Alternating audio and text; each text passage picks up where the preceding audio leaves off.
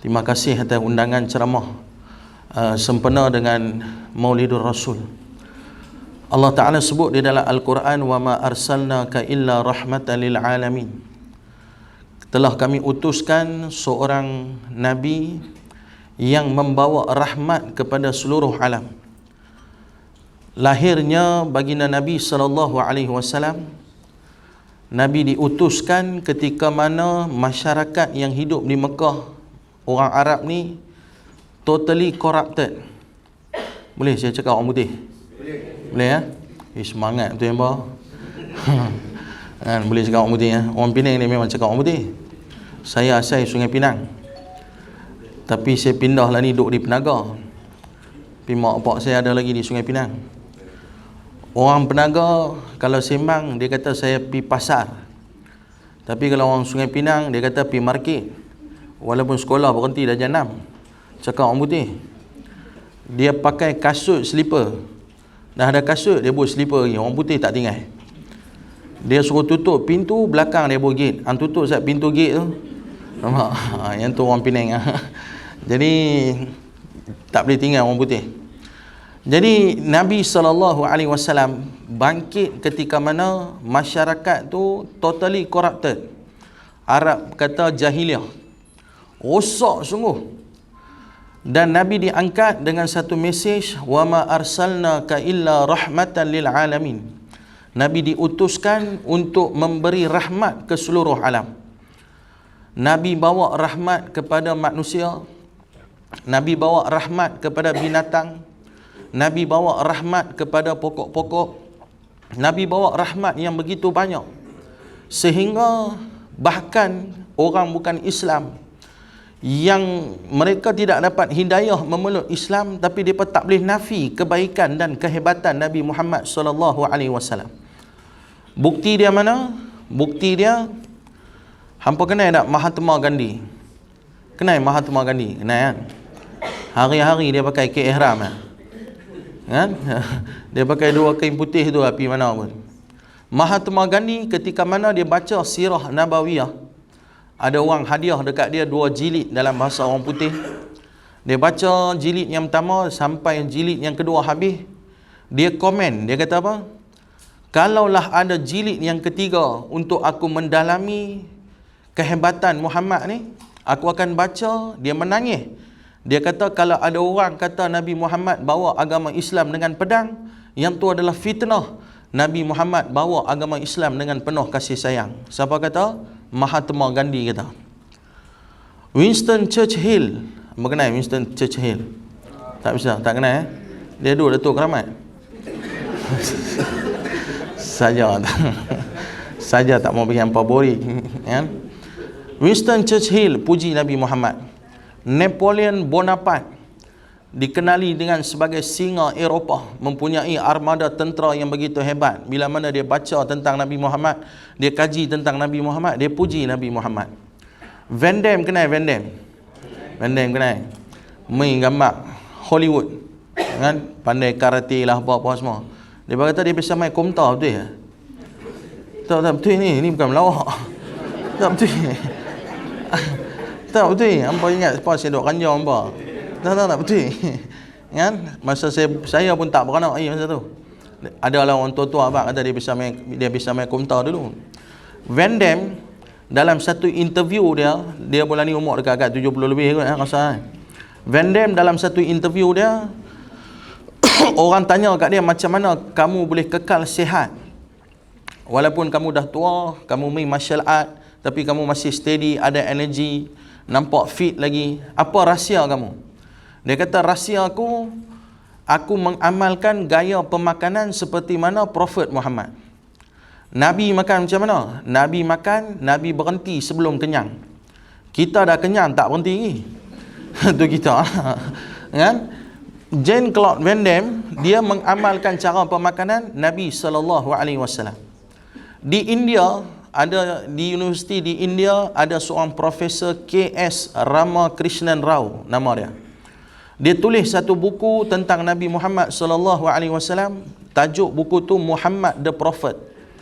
Dalam buku tu kata dengan KS Ramakrishna Rao, Nabi Muhammad bukan hanya sekadar seorang Nabi, tapi Nabi Muhammad kalau dia bercakap, pidato dia paling baik, tak ada orang boleh lawan. Nabi Muhammad seorang suami yang penyayang. Nabi Muhammad seorang bapa yang pengasih. Nabi Muhammad seorang pemimpin dunia yang hebat. Nabi Muhammad seorang pembela wanita. Nabi Muhammad penjaga anak yatim. Nabi Muhammad seorang jeneral perang yang paling adil. Nabi Muhammad hakim yang adil. Nabi Muhammad ni dia kata seorang manusia yang berjaya dalam segenap segi bidang. Apa benda bagi kat dia, semua dia berjaya. Kata dengan Profesor KS Ramakrishna Rao tu, Nabi Muhammad seorang manusia yang berjaya here and hereafter. Dia kata Muhammad ni seorang yang berjaya di dunia dan juga di akhirat. Allah Ta'ala sebut dalam Quran, wa rafa'na laka dhikrak. Kami angkat akan penyebutan nama Nabi Muhammad sallallahu alaihi wasallam. Nabi Muhammad ni dah 1400 tahun lebih meninggal. Dah meninggal lama dah. Tapi walaupun lebih daripada 1400 tahun, pagi ni saya kena main duduk tang sini, tuan-tuan main duduk tang sini sebab kita nak belajar dan kita nak cuba mengenali lebih dalam akan Nabi Muhammad sallallahu alaihi wasallam. Tuan-tuan mai bukan mesti saya mai bukan mesti tuan-tuan.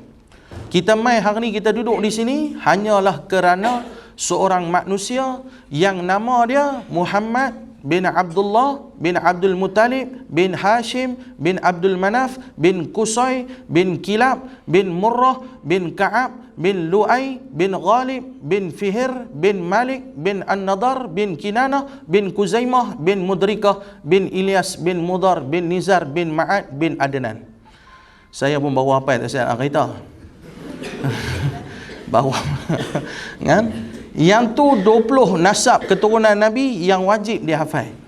Pasal apa saya hafal? Sebab selalunya bila saya pergi ceramah di sekolah-sekolah, saya akan tanya kat budak-budak sekolah tu, nama mak Nabi Muhammad apa?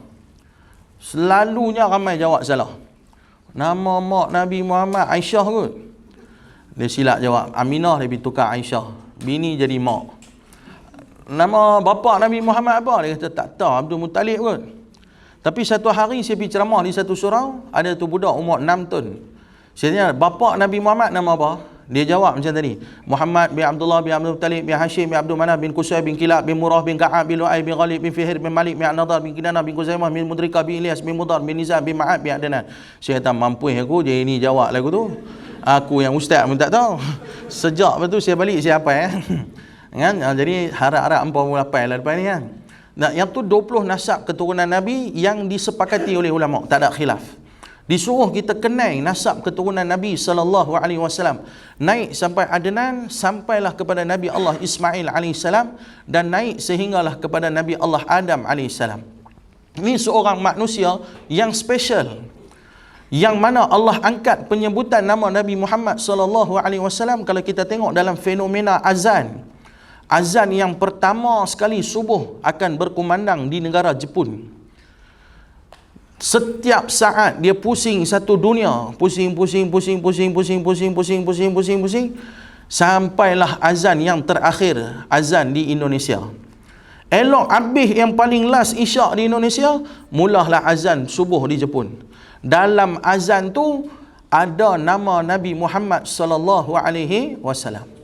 Asyhadu anna Muhammadar Rasulullah. Adanya nama Nabi Muhammad sallallahu alaihi wasallam. Pasal apa? Yang inilah satu manusia yang teramat-amat special. Satu manusia yang disuruh kita cinta kepada dia. Sebab tu pagi ni kita nak sebut tentang rindu kepadamu ya Rasulullah. Macam mana nak rindu kalau tak ada cinta? Macam mana nak ada cinta kalau kita tak kenal akan Nabi sallallahu alaihi wasallam? Maka sebab tu kita nak kena kenal Nabi Muhammad. Nabi Muhammad kata, la yu'minu ahadukum, tak berimanlah kamu kalau kamu tak cinta aku lebih daripada kamu cinta mak bapak kamu sendiri. Kamu cinta mak bapak kamu cinta orang lain, kamu cinta ni. Kalau kamu tak letak cinta dekat aku lebih daripada mereka semua, tak sempurnalah iman kamu. Jadi nak tengok sempurnanya iman kita kepada Nabi sallallahu alaihi wasallam, kena tengok sejauh mana kita mencintai Nabi Muhammad sallallahu alaihi wasallam. Pasal apa? Nabi bawa rahmat dekat kita. Nabi bawa rahmat dekat binatang. Satu hari Nabi berjalan-jalan sampai dekat satu kaum keluarga Ansar, tengok unta duk mengamuk. Nabi pun tanya dekat tuan unta tu, awak unta ni duk mengamuk. Dia tu pun kata, ya Rasulullah, jangan pergi dekat, je ni duk naik angin sehari dia tendang kita leceh. Nabi kata, tak, hang buka ikatan dia. Disuruhnya buka ikatan. Dia kata, tak boleh ya Rasulullah, kalau buka ikatan nanti masalah. Dia kata, tak apa, buka lah. Bila buka, unta tu main sujud dekat Nabi. Dan Nabi pun sapu kepala unta tu, dan Nabi kata dekat tuan unta tu, janganlah beban dia dengan bebanan yang berat, bagi makan yang cukup kat dia. Nabi bawa rahmat kepada unta. Nabi bawa rahmat kepada pokok, bahkan benda yang dah mati. Dibuatnya satu mimbar yang baru. Mimbar lama Nabi yang diperbuat daripada pokok kurma menangis sebab Nabi tak khutbah atas dia. Nabi selalu duk khutbah atas dia. Tiba-tiba Nabi khutbah atas mimbar baru. Sahabat-sahabat buat mimbar baru dekat Nabi. Bila Jumaat ni Nabi khutbah atas mimbar yang baru, pokok kurma tu menangis sebab rindu dekat Nabi SAW. Waktu tu berapa langkah? Tak sampai 8 langkah kata dengan ulama. Yang ni mimbar baru, tu mimbar lama. Mimbar lama menangis. Nabi pergi tanya, dia kata, aku menangis, aku rindu ya Rasulullah, kamu tak duduk atas aku. Agak-agak kursi yang saya duduk ni dia menangis tak kalau saya balik? Kan? Kau dia duduk menangis lah ni, awak lah duduk atas aku, berat kan? Kan? Nabi, pokok kurma tu rindu dekat Nabi SAW sehingga dia menangis. Kerana Nabi tak duduk di atas dia. Jadi Nabi bawa rahmat kepada kita. Dan rahmat yang paling besar yang Nabi bawa kepada kita, Nabi lah satu-satunya manusia yang ketika mana dibangkitkan di negeri akhirat, dia adalah orang yang akan memberi syafaat kepada kita. Nabi lah satu-satu manusia yang bila mana bangunlah hari nanti di negeri akhirat di padang mahsyar, Nabi lah yang akan memberi pertolongan kepada umatnya. Setiap Nabi ada doa yang special. Setiap Nabi ada doa yang special. Mana pengacara majlis? Siapa pengacara majlis tadi? Tak ada? Lepas bunyi tak mana? Ha? Ada kat luar. Pukul berapa kena habis ceramah? Ha? Pukul 11? 11 dah dah? Pukul apa? 11? 12.30? Agak-agak hamba. Ha? Pukul 10 lagi 20 minit ya. Pukul apa? 11.30? Saya. Ha? Ikut saya. Okey, ikut saya sampai pukul 5. Sembahyang Jumaat hari ni terus. Okey. Tak saja tanya kan, takut saya duk lajak-lajak kan. Baru start ya, tapi takut saya lajak nak susun time tu lah. Kan? Jadi tuan-tuan yang dirahmati Allah, sajalah tanya kan. Nabi SAW adalah manusia yang bila mana dia bangkit nanti di hari akhirat, Nabi sayang sangat kat Sayyidatina Khadijah, isteri dia. Tapi Nabi bangun di akhirat, Nabi tak cari Khadijah. Nabi bangun di akhirat, Nabi tak cari Fatimah. Nabi tak bangun di akhirat untuk cari Sayyidatina Aisyah radhiyallahu anha. Nabi bangun di negeri akhirat untuk cari mana umat dia yang dia nak bagi bantuan dan syafaat. Allah Ta'ala sebut dalam Quran, yauma yafirrul marhu min akhihi wa ummihi wa abihi wa sahibatihi wa bani. Hari di mana keluarga kita akan lari daripada kita. Saudara kita akan lari, mak bapak kita nanti lari daripada kita. Kehidupan di yaumul mahsyar sangat-sangat menakutkan. Kita akan bangkit di padang mahsyar dalam keadaan telanjang bogel, tak pakai apa pun. Duk atas dunia kita bangga lah, kita boleh pakai macam-macam baju kan. Ada orang dia kaya sikit, dia pakai baju Bonia, mahal lah sikit. Ada orang dia baju duit tak berapa nak ada, dia beli atas Charista Market punya lah. Kan? Beli biasa-biasa punya brand. Ada orang lagi kaya, dia boleh pakai lah Gucci, Versace, LV. Satu baju 8,000, 10,000, 18,000. Dia boleh pakai benda tu. Tapi bangkit di negeri akhirat, hang kaya ke hang miskin ke, semua telanjang. Sampai Sayyidatina Fatimah tanya kat Nabi, ya Rasulullah, manusia waktu tu tak malu ke duk tengok orang lain telanjang? Nabi kata masa tu langsung kita tak ada masa nak peduli je tu telanjang ke tak telanjang, kita tak peduli. Sebab apa? Semua duduk serabut dengan masalah sendiri. Tak sat saya daripada bawah nak naik atas, 6-7 orang tegak saya. Sampai kawan teman dia kata, amboi ustaz serupa YB semua tegak. Daripada situ tengok, sini tengok, sana tengok, sini tengok. Tuan-tuan jumpa saya di restoran, tuan-tuan tengok saya. Kalau tuan-tuan tengok saya di restoran, kesimpulan dia ada dua. Sama ada tuan-tuan belanja saya ataupun saya belanja tuan-tuan. Betul tak? Kan? Kalau saya hari tu rasa macam aku nak pelekoh je ni kan, buat bodoh banyak lambat sikit kan? Dia belanja kita. Anda rasa itu rezeki lebih, kita nak belanja dia, nampak kawan ni pun macam laih ya, kesian dia, aku pergi pelekoh dia kan. Kita belanja dia. Kan? Dia kesimpulan dua. Tapi kalau tuan-tuan jumpa saya di negeri akhirat, di padang mahsyar, Ustaz ingat tak Ustaz mai tingkat 5 ceramah kat kami? Tak tahu, aku tak kenal siapa. Betul tuan-tuan? Saya akan kata saya tak kenal hampa. Tak Ustaz, takkan Ustaz tak tahu Ustaz, kita besar satu kampung Ustaz, duk lalu pimai tu Ustaz main ceramah saya. Ustaz tolonglah saya. Tak tahu hampir melingkuk orang. Aku tak tahu hang siapa. Aku tak tahu. Aku tak kenal hang. Yang tu gambaran kehidupan di yaumul mahsyar. Kita jumpa mak kita di padang mahsyar, kita kata mak cam nak cik mak. Mak kita ni kata apa? Aku tak tahu hang siapa. Mak, takkan mak tak tahu mak yang beranak cik? Tak, aku dah beranak hang dah. Hang sakit tengah malam aku jaga hang. Hang lapar aku bagi susu. Lah ni di akhirat hang main awak bodoh gelak saja. Orang Penang cakap lagu tu lah. Depa ni kokok ai mana? Betul? Aliza, depa ni mana nak kokok?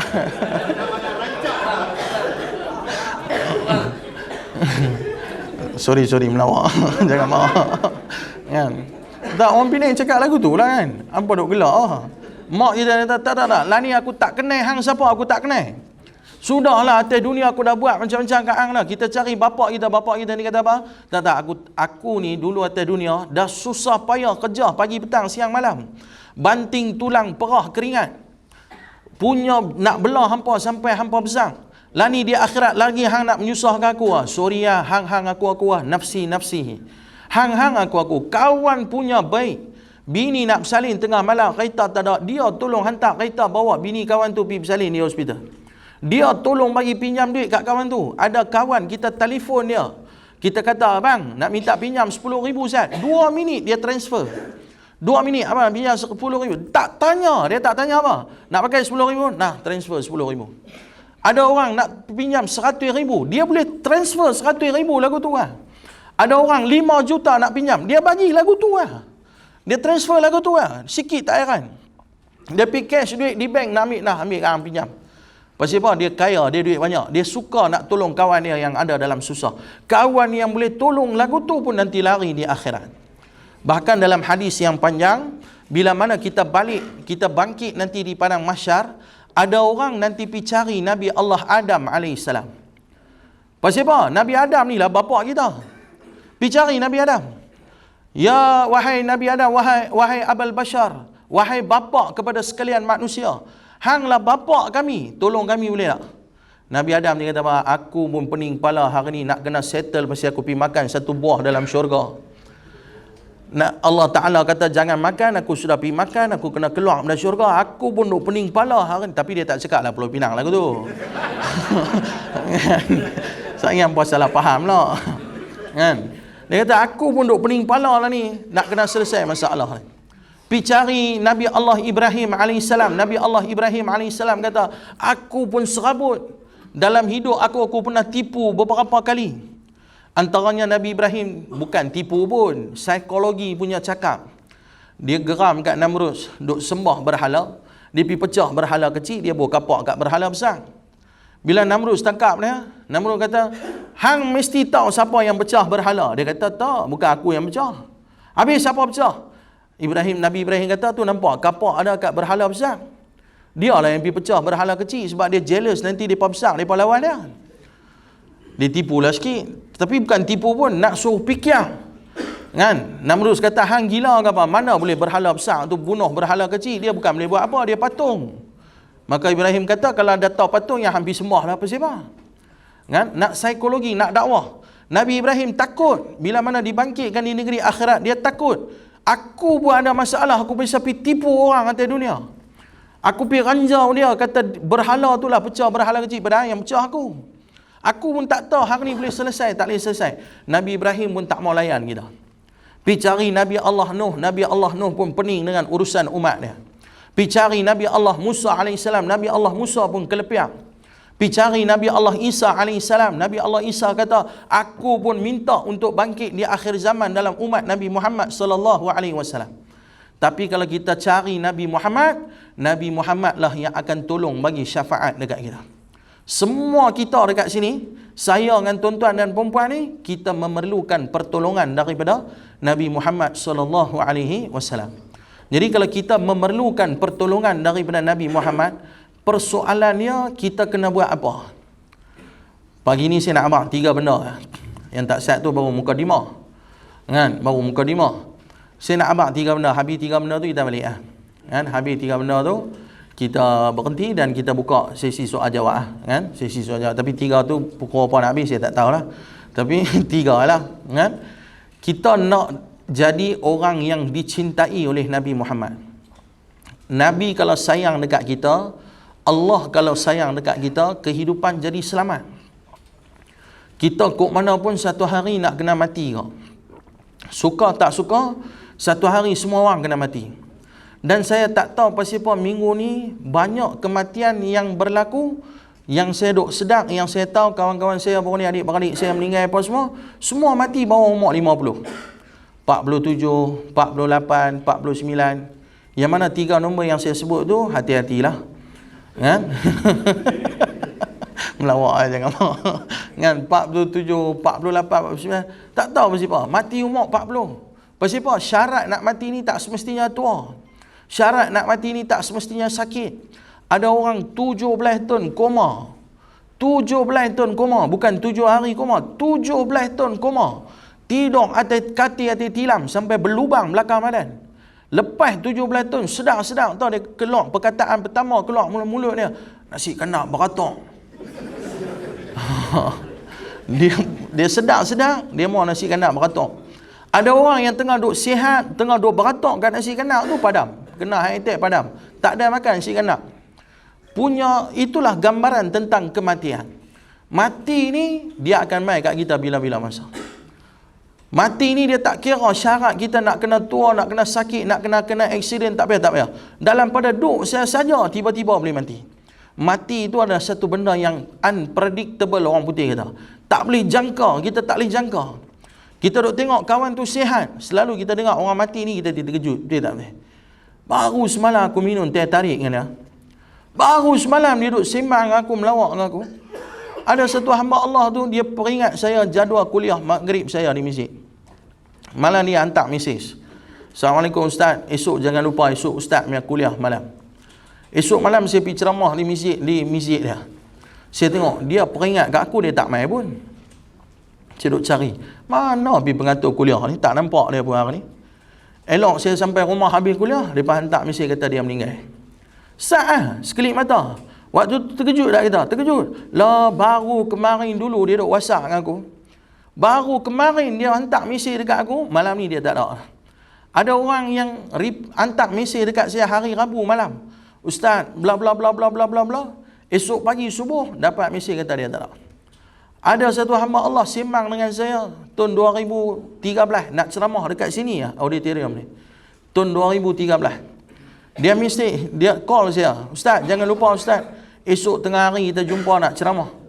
Pukul 7 malam dia telefon. Malam pukul 12.45 anak dia telefon kata bapa meninggal dah tak ada. Itulah hakikat kematian. Mati nanti mai kat kita bila-bila masa. Dunia ni tak kekal selamanya. Cuma saya ikhlas dalam soal kematian. Sama ada hampa yang mati dulu, saya kemudian, ataupun saya yang kemudian, hampa yang dulu. Faham tak? Faham tak? Kalau faham bagus. Okey? Jadi kita yang nak mati, yang nak hidup kekal di akhirat, kita sangat-sangat memerlukan bantuan dan pertolongan daripada Nabi sallallahu alaihi wasallam. Jadi bila kita nak dapat pertolongan daripada Nabi, kita kena kenal Nabi dan kita kena cinta kepada Nabi sallallahu alaihi wasallam. Kalau kita nak cinta, kata dengan ulama, ada 3 tanda-tanda seseorang yang mencintai seseorang. Saya nak pergi terus pada poin yang pertama. Satu orang yang cinta kepada satu orang, dia akan banyak sebut nama orang tu. Yang tu sifat dia. Hampa bisa tengok tak gambar Laila Majnun? Bisa tengok gambar Hindustan kan? Laila Majnun. Tak bisa? Ha? Tak bisa kan? Janganlah duk buat baik sangat. Kan? Kira hari-hari dengar ceramah, dengar kuliah. Kan? Tu salah duk belagak sangat. Kan? Gambar Laila Majnun, dia sebenarnya kisah Laila Majnun tu, kalau gambar Hindustan tu dia dah adaptasi dengan kisah lain lah. Padahal dia cerita lain. Laila Majnun ni cerita lain. Tapi dalam Laila Majnun, gambar Hindustan yang kita tengok tu, punya gilanya Majnun kepada Laila. Majnun ni gila. Melayu panggil gila, Arab panggil Majnun. Betapa dalamnya cinta Majnun kepada Laila. Dia pi mana pun hari-hari dia sebut nama Laila, Laila, Laila, Laila, Laila. Sampai dia kata, kalau aku tak dapat tengok Laila, aku dapat tengok bumbung rumah Laila pun jadilah. Kan? Dia berjalan, pi jalan tengah ni, Laila, Laila, Laila. Itu orang yang asyik dalam percintaan kepada satu orang, dia akan sebut nama orang tu saja. Ada satu Pak Haji tu, dia punya sayang gila-gila kat bini dia. Bini dia mati, saya pergi kuliah, dia dihabak dengan saya. Habis kuliah dia jumpa, Ustaz, saya lah ni seorang Ustaz, bini saya mati Ustaz, baru ni dia sakit, dia kena kanser, bla bla bla. Dia cerita tu sambil dia menangis. Bulan depan saya pergi kuliah lagi, habis kuliah dia jumpa saya, Ustaz, saya lah ni seorang Ustaz, tak ada dah siapa Ustaz, bini saya mati dah Ustaz, bini saya mati pasal kanser. Saya duk ingat hati bulan sudah habak dah. Tak apalah, tapi saya layan lah kan, dah dia nak luah perasaan dia. Bulan ketiga saya pergi, dia cerita lagi, Ustaz, bini saya sampai bulan yang ke-9 dia dah ulang benda tu. Bulan yang ke-10 saya pergi kuliah, dia tak abang lah apa pun. Saya heran, pasal apa Pak Haji ni tak abang? Rupanya dia menikah lagi. Dia kata, Ustaz, Alhamdulillah Ustaz, saya pun dapat dah satu pengganti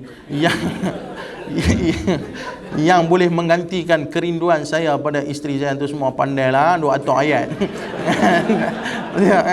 Tapi nak cerita apa? Nak cerita kata, satu orang yang sayang dekat satu orang, dia akan asyik sebut nama orang tu. Maka kalaulah kita cinta kepada Nabi SAW, kita akan banyak sebut nama Nabi Muhammad SAW. Nak sebut apa? Sebut dengan cara kita berselawat kepada Nabi SAW. Selawat banyak. Nombor satu kata dengan ulama, kita kena banyak berselawat kepada Nabi sebagai tanda kita cinta kepada Nabi SAW. Ayat suruh selawat apa dia? Sat lagi tuan-tuan yang laki-laki pergi sembahyang Jumaat, kita ni dengar, innallaha wa malaikatahu yusalluna 'alan nabi ya ayyuhalladzina amanu sallu alaihi wa sallimu taslima. Orang yang pergi sembahyang Jumaat memang confirm hafal ayat ni kan? Tiap minggu duk dengar ayat ni. Ayat ni apa makna dia? Makna dia, innallaha wa malaikatahu yusalluna 'alan nabi. Sesungguhnya Allah dan para malaikat berselawat kepada Nabi SAW.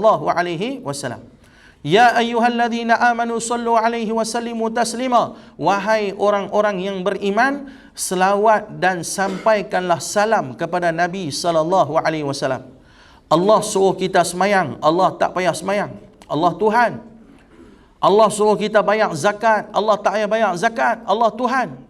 Allah suruh kita puasa, Allah tak payah puasa. Allah Tuhan. Tapi ada satu amalan sebelum Allah suruh kita buat, Allah habaq kat kita, Allah buat dulu. Allah kata kat kita dalam ayat ni, aku dan malaikat selawat dekat Nabi. Wahai orang yang beriman, selawat dan sampaikanlah salam pada Nabi SAW. Ayat ni special. Ni satu-satunya amalan sebelum Allah suruh kita buat, Allah buat dulu. Apa dia? Selawat dekat Nabi. Jadi sebab tu kita kena banyak selawat dekat Nabi. Ustaz, nak selawat lagu mana? Selawat lagu mana pun tak apa. Saya tak mau bincang panjang benda tu. Selawat yang paling afdal, selawat macam dalam tahiyat akhir. Allahumma salli ala Muhammad wa ala ali Muhammad kama sallaita ala Ibrahim sampai fil alamin innaka Hamidun Majid. Yang tu dia panggil selawat Ibrahimiyah. Tu selawat paling afdal. Ustaz, panjang sangat Ustaz. Pendek sikit ada. Ada. Allahumma salli ala Muhammad wa ala ali Muhammad. Pendek sikit. Ustaz, lagi pendek ada. Sallallahu ala Muhammad sallallahu alaihi wasallam. Lagi pendek. Ustaz, lagi pendek ada. Ada. Naik atas kaunter terjun. Pendek umur. Kan? Yang tu pendek umur. Kan? Yang tu habis pendek ah. Sallallahu ala Muhammad sallallahu alaihi wasallam. Ustaz, guru saya ajak selawat kena bubuh perkataan Sayyidina. Allahumma salli ala Sayyidina Muhammad wa ala ali Sayyidina Muhammad. Teruskan.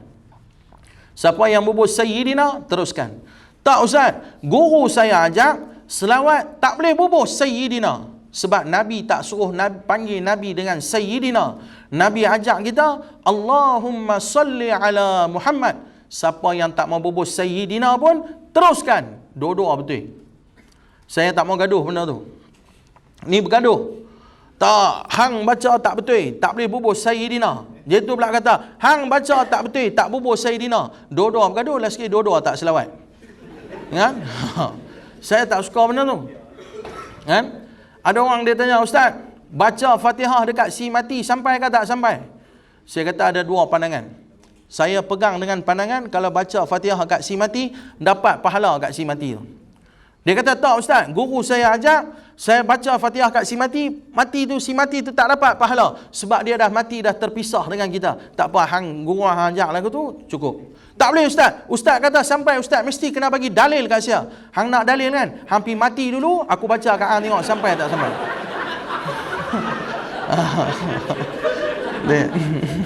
Betul tak betul? Apa bagi raplah. Kan? Nah, duk gaduh apa? Kan? Aku dah lapang dada dengan hang dah. Aku kata sampai, hang kata tak sampai, okey aku hormat. Kan, tak payah gaduh. Kan, Ustaz, pi kubur bagi salam dekat orang mati Ustaz. Depa dengar ke? Depa dengar ke tak dengar tak penting. Yang penting depa jawab kita tak dengar. Betul? Betul tak? Depa kalau jawab kita dengar, hampa ingat nak pi kubur ya. Betul tak betul? Apalah duk bagi raplah. Jadi benda ni simple. Kan? Saya faham guru saya ajak bila kita selawat dekat Nabi bubuh Sayyidina, Tuan kami. Allahumma salli ala Sayyidina, bukan Sayyidina, Sayyidina Muhammad. Tuan kami Nabi Muhammad. Tak sat ni pun nak panggil saya naik atas pentas ni, yang berbahagia ashab Al-Fadil Ustaz. Bubuh gelaran yang berbahagia Al-Fadil Ustaz, padahal saya cak ayam lah. Kan? Saya cak ayam lah, bukan kemas tak mana pun tak. Nabi first party yang bawa main agama kat kita. Saya yang berapa party lepas tu belakang dia, cak ayam main ceramah kat hampa pun bubuh Al-Fadil Ustaz. Hormat jugalah bu yang berbahagia di depan. Apatah lagi kita menghormati Nabi SAW, kita bubuh Sayyidina wa Nabiyina wa Habibina wa Syafi'ina wa Zukhrina wa Maulana Muhammad. Kita bubuhlah gelaran tu bagi panjang. Nabi mau tak gelaran tu? Nabi tak mau pun. Nabi humble. Nabi down to earth. Nabi seorang manusia yang rendah diri. Nabi tak ajak kita pun suruh panggil lagu tu. Tapi kita sendiri yang panggil sebagai tanda hormat kepada Nabi SAW. Banyak kena selawat. Berapa banyak nak kena selawat? Satu hari saya pergi Surabaya. Saya sampai di Surabaya, saya naik teksi lebih kurang 3-4 jam. Saya pergi ke satu daerah di Malang. Di Malang tu ada satu orang tua, satu orang alim, satu orang yang kuat ibadat, orang Indonesia, nama dia orang panggil Pak D dia. Rumah dia kecil ya. Saya pergi ziarah dia. Masa saya ziarah dia, satu benda yang sangat baik tuan-tuan. Kalau kita jumpa ustaz-ustaz, kita jumpa orang alim. Hari ni kalau orang jumpa ustaz, orang jumpa orang alim, dia nak buat apa? Dia nak selfie. Selfie bolehlah dalam status Instagram ke apa ke, WhatsApp ke, Facebook ke, boleh tak ada masalah. Tapi yang lebih besar daripada tu, kalau kita jumpa orang alim, lebih baik kita tanya apa amalan yang ustaz boleh bagi kat saya. Yang tu lebih baik. Kan? Ustaz, saya ada masalah macam ni ustaz. Apa amalan ustaz? Ustaz nak bagi nasihat kat saya. Yang tu yang lebih baik kalau kita jumpa orang alim. Jadi saya jumpa Pak D ni, saya tanya, Pak D, saya nak tanya satu soalan. Apakah amalan yang Pak D rasa boleh diberikan pada saya? Dia kata, oh selawat ajar banyak-banyak. Dia suruh saya selawat banyak. Saya kata, kenapa selawat? Kenapa bukan zikir yang lain? Dia kata dalam selawat dihimpunkan nama Allah dan nama Nabi Muhammad. Dalam zikir lain Allah Allah Allah, zikir lain la ilaha illallah subhanallah alhamdulillah. Bagus. Semua zikir tu bagus. Tapi cuma lebih sikit dalam selawat, sebab dalam selawat Allahumma salli ala Muhammad, ada Allah, ada Muhammad, digabungkan dua nama dalam selawat. Jadi dia kata banyaklah selawat. Saya sudah gatal mulut pergi tanya dia, banyak tu berapa kali? Dia kata satu hari, dia tunduk bawah, dia tunduk bawah, dia kata muka serius tau dia abang saya. Satu hari selawat 2 juta kali. Saya kata Allah.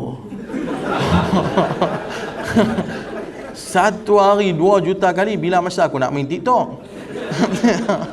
Kan? Bila masa aku nak main Facebook? Bila masa aku nak buat benda-benda lain? Satu hari 2 juta kali yang suruh aku selawat. Kan? Jadi saya pun balik-balik saya buat satu kesimpulan. Nabi kata apa? Allah Ta'ala cinta orang yang buat amalan tu walaupun sikit tapi istiqamah berterusan. Ada orang dia mampu selawat satu hari 1000 kali. Dia duduk, dia pegang tasbih sallallahu alaihi Muhammad sallallahu alaihi Muhammad sallallahu alaihi Muhammad sallallahu alaihi Muhammad sallallahu alaihi Muhammad sallallahu alaihi Muhammad 1000 kali. Ada orang dia selawat 100 kali. Ada orang dia selawat 10 kali. Ada orang dia selawat 5 kali, 3 kali. Hampa buat takat mana yang boleh. Tapi seboleh-bolehnya jangan tinggal selawat tiap-tiap hari. Sebab kita banyak sebut nama Nabi Muhammad. Nabi Muhammad lah yang akan bagi syafaat kepada kita. Nabi kata siapa yang suka sebut nama aku, dia akan bangkit dengan aku di hari akhirat ini. Kan? Jadi kita banyak-banyak sebut nama Nabi Muhammad. Saya pergi ceramah kat hampa ni, tengok saya ceramah hampa. Hampa duduk, hampa anggur, hampa gelak lah. Tapi kalau saya ceramah kat mami-mami, Allah, mereka raplah. Mereka ditanya soalan gila-gila. Mami-mami ni mereka tak bagi can kat saya. Nasib baik hari ni bukan live. Kalau mami-mami dengar, mampu saya. Kan? Tak betul, mereka tak bagi can. Saya kuliah kat mereka, mereka ditanya soalan. Bila saya pergi ceramah mereka pasal selawat ni, saya kata, mami tengok Allah Ta'ala selawat dekat Nabi Muhammad, malaikat selawat dekat Nabi Muhammad, kita pun kena selawat dekat Nabi Muhammad. Ada satu mami tu tanya, Ustaz, mami nak tanya satu soalan, macam mana Allah Ta'ala selawat dekat Nabi Muhammad? Tak, kita selawat kat Nabi Muhammad, mami tahu. Allah Ta'ala selawat kat Nabi Muhammad lagu mana? Malaikat selawat kat Nabi Muhammad lagu mana? Dia tanya lagu tu. Nasib baiklah ulama' dah jawab lah.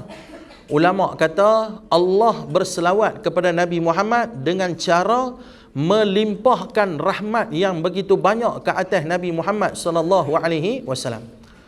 Malaikat selawat pula macam mana? Malaikat selawat kepada Nabi Muhammad dengan cara berdoa kepada Allah supaya ditambahkan lagi rahmat yang begitu banyak atas Nabi Muhammad sallallahu alaihi wasallam. Okey ustaz, Allah dah bagi rahmat banyak dah kat Nabi Muhammad. Malaikat pula doa supaya tambah lagi banyak rahmat dekat Nabi Muhammad. Habis kalau Nabi Muhammad dah banyak rahmat dah, pasti apa kita nak kena selawat pula? Tengok mami punya otak macam mana. Kan? Kan? Dia orang duk ajak dia, suruh dia selawat. Dia duk kona pergi tempat lain. Spin lah. Kan? Cerita dia macam ni. Dia umpama gelas ni. Gelas ni, bila air dah penuh dalam gelas ni, kalau kita tuang lagi air dalam gelas tu, apa akan jadi? Air tu nanti melimpah keluar. Betul tak? Bila air tu melimpah keluar, dia akan melimpah atas kena kat kita lah. Basah baju ke, kena kat tangan ke, jatuh atas sulak lah. Jadi itulah perumpamaan yang ulama' bagi. Orang yang Nabi Muhammad telah dilimpahkan rahmat yang begitu banyak atas diri Nabi Muhammad dengan cara Allah selawat kat Nabi, kemudian malaikat doa dilimpahkan lagi rahmat yang begitu banyak, dan kemudian apabila kita berselawat kepada Nabi SAW, limpahan rahmat tu akan kena kat siapa? Kena balik kat kita. Kan? Maka Nabi SAW tak memerlukan selawat kita, tapi kita tu sendirilah yang bahkan lebih memerlukan selawat ke atas Nabi tu, supaya kita dapat keampunan, supaya kita dapat kerahmatan, supaya kita dapat kasih sayang daripada Allah, supaya kita dapat kemudahan dalam hidup kita dunia dan akhirat. Jadi bila kita selawat dekat Nabi, benefit tu siapa dapat? Kita dapat balik. Sebab itulah kita kena banyak selawat kepada Nabi SAW. Tu nombor 1. Boleh ha? Boleh? Itu nombor satu. Mudah-mudahan Allah jadikan kita lepas ni orang yang rajin selawat dekat Nabi. Walaupun satu hari 2-3 kali, tapi kita tak tinggal selawat kepada Nabi SAW. Itu nombor satu. Tanda-tanda yang kedua, orang yang mendapat, orang yang nak cinta kepada Nabi SAW, tanda-tanda yang kedua apa dia? Tanda-tanda yang kedua, orang yang nak cinta kepada Nabi SAW adalah dia akan mengikuti sunnah Nabi SAW. Dia akan ikut apa? Sunnah Nabi SAW. Sunnah Nabi ni banyak sangat sunnah Nabi. Orang yang sayang dekat Nabi Muhammad, dia akan ikut cara kehidupan Nabi Muhammad. Pasal apa? Sebab pada diri Nabi Muhammad, laqad kana lakum fi rasulillahi uswatun hasanah. Telah dijadikan pada diri Nabi Muhammad contoh tauladan yang terbaik. Sekarang ni, orang boleh bagi contoh. Orang boleh bagi macam-macam contoh yang baik. Tapi belum tentu dia boleh jadi contoh yang baik. Setuju tak? Setuju. Dia boleh bagi contoh, kena buat macam ni bagus, kena buat macam ni bagus. Tapi belum tentu dia jadi bagus. Tapi Nabi SAW, Allah Ta'ala cipta dia jadi contoh yang terbaik pada kita. Tak ada manusia yang terbaik. Sebab tu tadi Profesor K.S. Ramakrishna Rao kata, Nabi Muhammad ni semua bidang jaya. Kalau kita baca pasal Nabi Allah Isa AS, dia tak kahwin. Macam mana dia nak ajak kat kita cara perkahwinan yang sebenarnya? Nabi kahwin. Pasal apa Nabi bini ramai? Pasal apa Nabi bini lebih daripada 4, 10 orang bini Nabi? Pasal apa? Kata dengan ulama, dia simple lah. Orang yang paling dekat dengan kita, yang paling tahu kita luar dalam, pasangan kita. Kan? Pasangan kita tahu. Contoh satu kampung tu, Perdana Menteri nak mai. Orang yang paling kalut nak sambut Perdana Menteri ni siapa dah? Ketua kampung lah. Dia paling serabut. Mesyuarat, meeting, macam mana nak jaga protokol, nak bubuh pentas tang mana, nak bagi makan apa, nak bubuh tang mana meja, nak buat yang tu, nak buat yang ni. Dia paling pening fikir. Mai dekat-dekat hari nak program Perdana Menteri nak mai tu, dia di kelang kabut, duk cari baju apa aku nak pakai. Dia kelang kabut, lari pergi Maidin, pergi beli baju batik. Pakai slot hitam, pakai stokin, pakai kasut, polish kasut-kasut semua. Hari Perdana Menteri mai, dia sambut Perdana Menteri, duduk satu meja dengan Perdana Menteri, makan buh camca atas pinggan tu tak bunyi. Letak slow lah. Kopek daging tu punya keras, dia tu masak tak empuk. Dia kopek tu pun tak bunyi depan Perdana Menteri. Elok Perdana Menteri balik, dia balik rumah, dia duduk depan bini dia, 6 kali kentut, 18 kali belahak. Buka dah habis baju batik semua, dia garu perut dia, dia buh kain pelekat, gulung-gulung atas perut, duduk garu perut. Bulu ketiak 6 bulan dah tak potong. Yang tahu siapa dia? Bini dia tahu. Kan? Pasangan kita paling tahu apa yang kita buat. Seorang perempuan nak kenal dia macam mana? Laki dia kenal. Seorang laki nak kenal dia macam mana? Bini dia kenal. Orang lain tak kenal. Pergi di masjid, Tok Bilal tak kenal Tok Siak betul. Tok Siak tak kenal Tok Imam betul. Yang kenal Tok Imam tu bini dia. Bini dia tu lah tahu kata Tok Imam tu tadi subuh 7.40. Kan? Bini dia tahu. Tok Bilal tak kenal, Tok Siak tak kenal. Tak tahu. Sebab tu dengan bini ni jangan buat leceh. Teman-teman ustaz macam saya. Kan? Pergi cari pasal dengan bini dia pergi viral pasal aku mampu. Ya, kena tutup-tutup.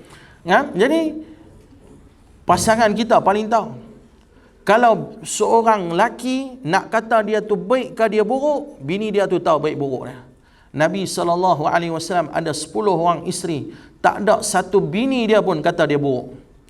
Semua bini-bini Nabi kata Nabi adalah seorang manusia yang paling baik, suami yang paling baik. Sebab apa? Nabi contoh tauladan kepada kebaikan seorang suami.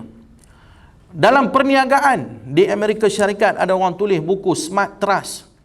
Lah ni orang nak buka meniaga kena ada modal. Betul tak? Ada orang meniaga tak ada modal. Nak meniaga burger pun kena berkeluar modal. Betul?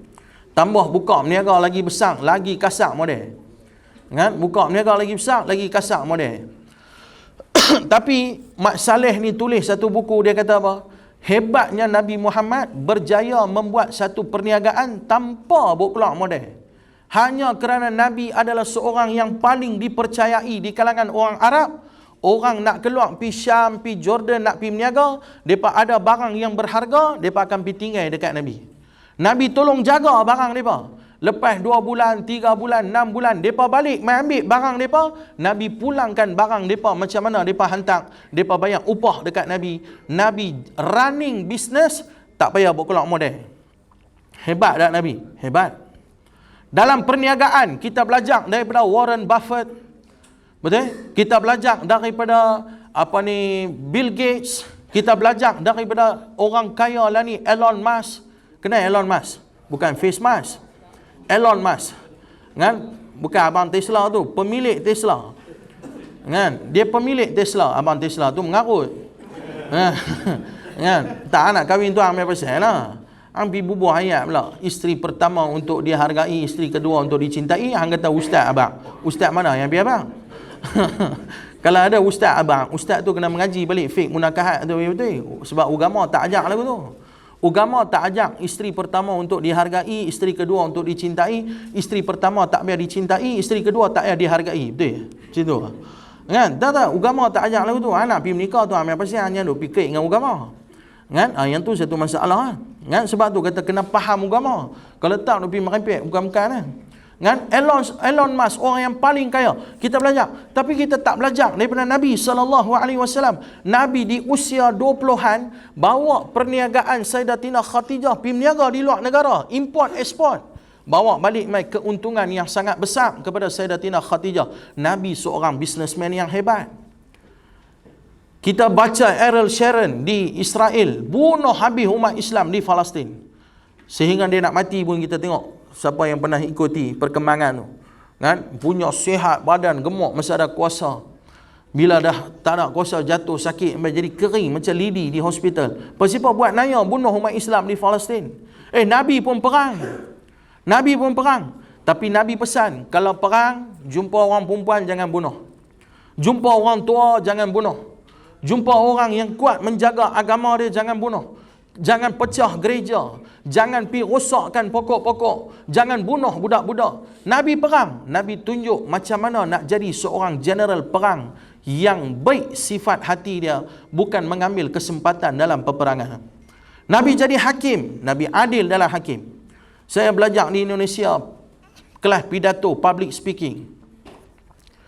Ambil lah macam-macam guru-guru public speaking. Tapi kalau kita belajar daripada Nabi, rupanya Nabi lah seorang pakar pemidato. Pasal apa? Nabi ni semua benda dia tunjuk contoh baik kat kita. Nabi ajak dekat kita daripada cara nak pakai kasut sampai cara nak mentadbir dunia. Sekecil-kecil benda sampai sebesar-besar benda. Jadi nombor 2, kita kena ikut Nabi Muhammad. Turun ayat Quran, ati'ullah wa ati'ur rasul wa ulil amri minkum. Taatlah pada Allah, taatlah pada Rasul, dan taatlah pada pemimpin yang diangkat secara sah di kalangan kamu. Disuruh kita taat pada pemimpin. Tapi kita tak payah ikut pemimpin tu. Kan? Ada orang dia suka kat satu-satu orang, dia nanti follow cara orang tu kan. Dia suka cara jalan orang tu, dia follow cara jalan orang tu. Dia suka dengan cara cakap orang tu, dia akan follow cara cakap orang tu. Sebab tu kadang-kadang pergi mengajar di masjid-masjid, ada anak-anak murid yang kita jumpa, kita tengok anak murid tu, kita tahu dah tok guru dia siapa. Ya? Dia tengok cara dia pakai serban. Serban tok guru dia bawa kok kiri, dia pun bawa kok kiri. Dia memang minat tok guru tu kan. Tok guru bawa 2 ekor serban kok belakang, dia bawa. Tapi tak payah ikut pun tok guru tu. Tak semestinya wajib ikut tok guru tu. Tak semestinya ikut pemimpin tu. Disuruh seorang isteri taat kepada suami dia, tapi tak wajib pun isteri tu ikut suami dia. Hang kalau sayang kat aku makan nasi lemak, hang pun kena makan nasi lemak. Hang tak boleh makan roti canai. Kalau hang makan roti canai, hang tak taat dekat aku. Yang tu gila main lelaki. Tak. Bini boleh makan nasi lemak, laki nak makan roti canai, boleh saja, tak ada masalah. Tapi untuk Nabi Muhammad, turun satu ayat Quran, Allah Ta'ala sebut, Kul in kuntum tuhibbunallaha fattabi'uni yuhbibkumullah wa yaghfir lakum dhunubakum wallahu ghafurur rahim. Allah kata apa? Wahai Muhammad, Pi bagi tahu dekat umat kamu. Kalau umat kamu nak aku sayang dekat depa, kata Allah, bagi tahu kat depa, fattabi'uni, suruhlah depa ikut kamu wahai Muhammad.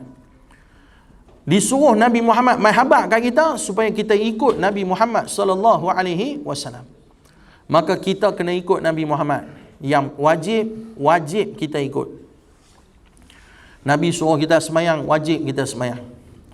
Semayang ni lah kalau kita nak Nabi selamatkan kita di negeri akhirat, nombor satu semayang kena jaga.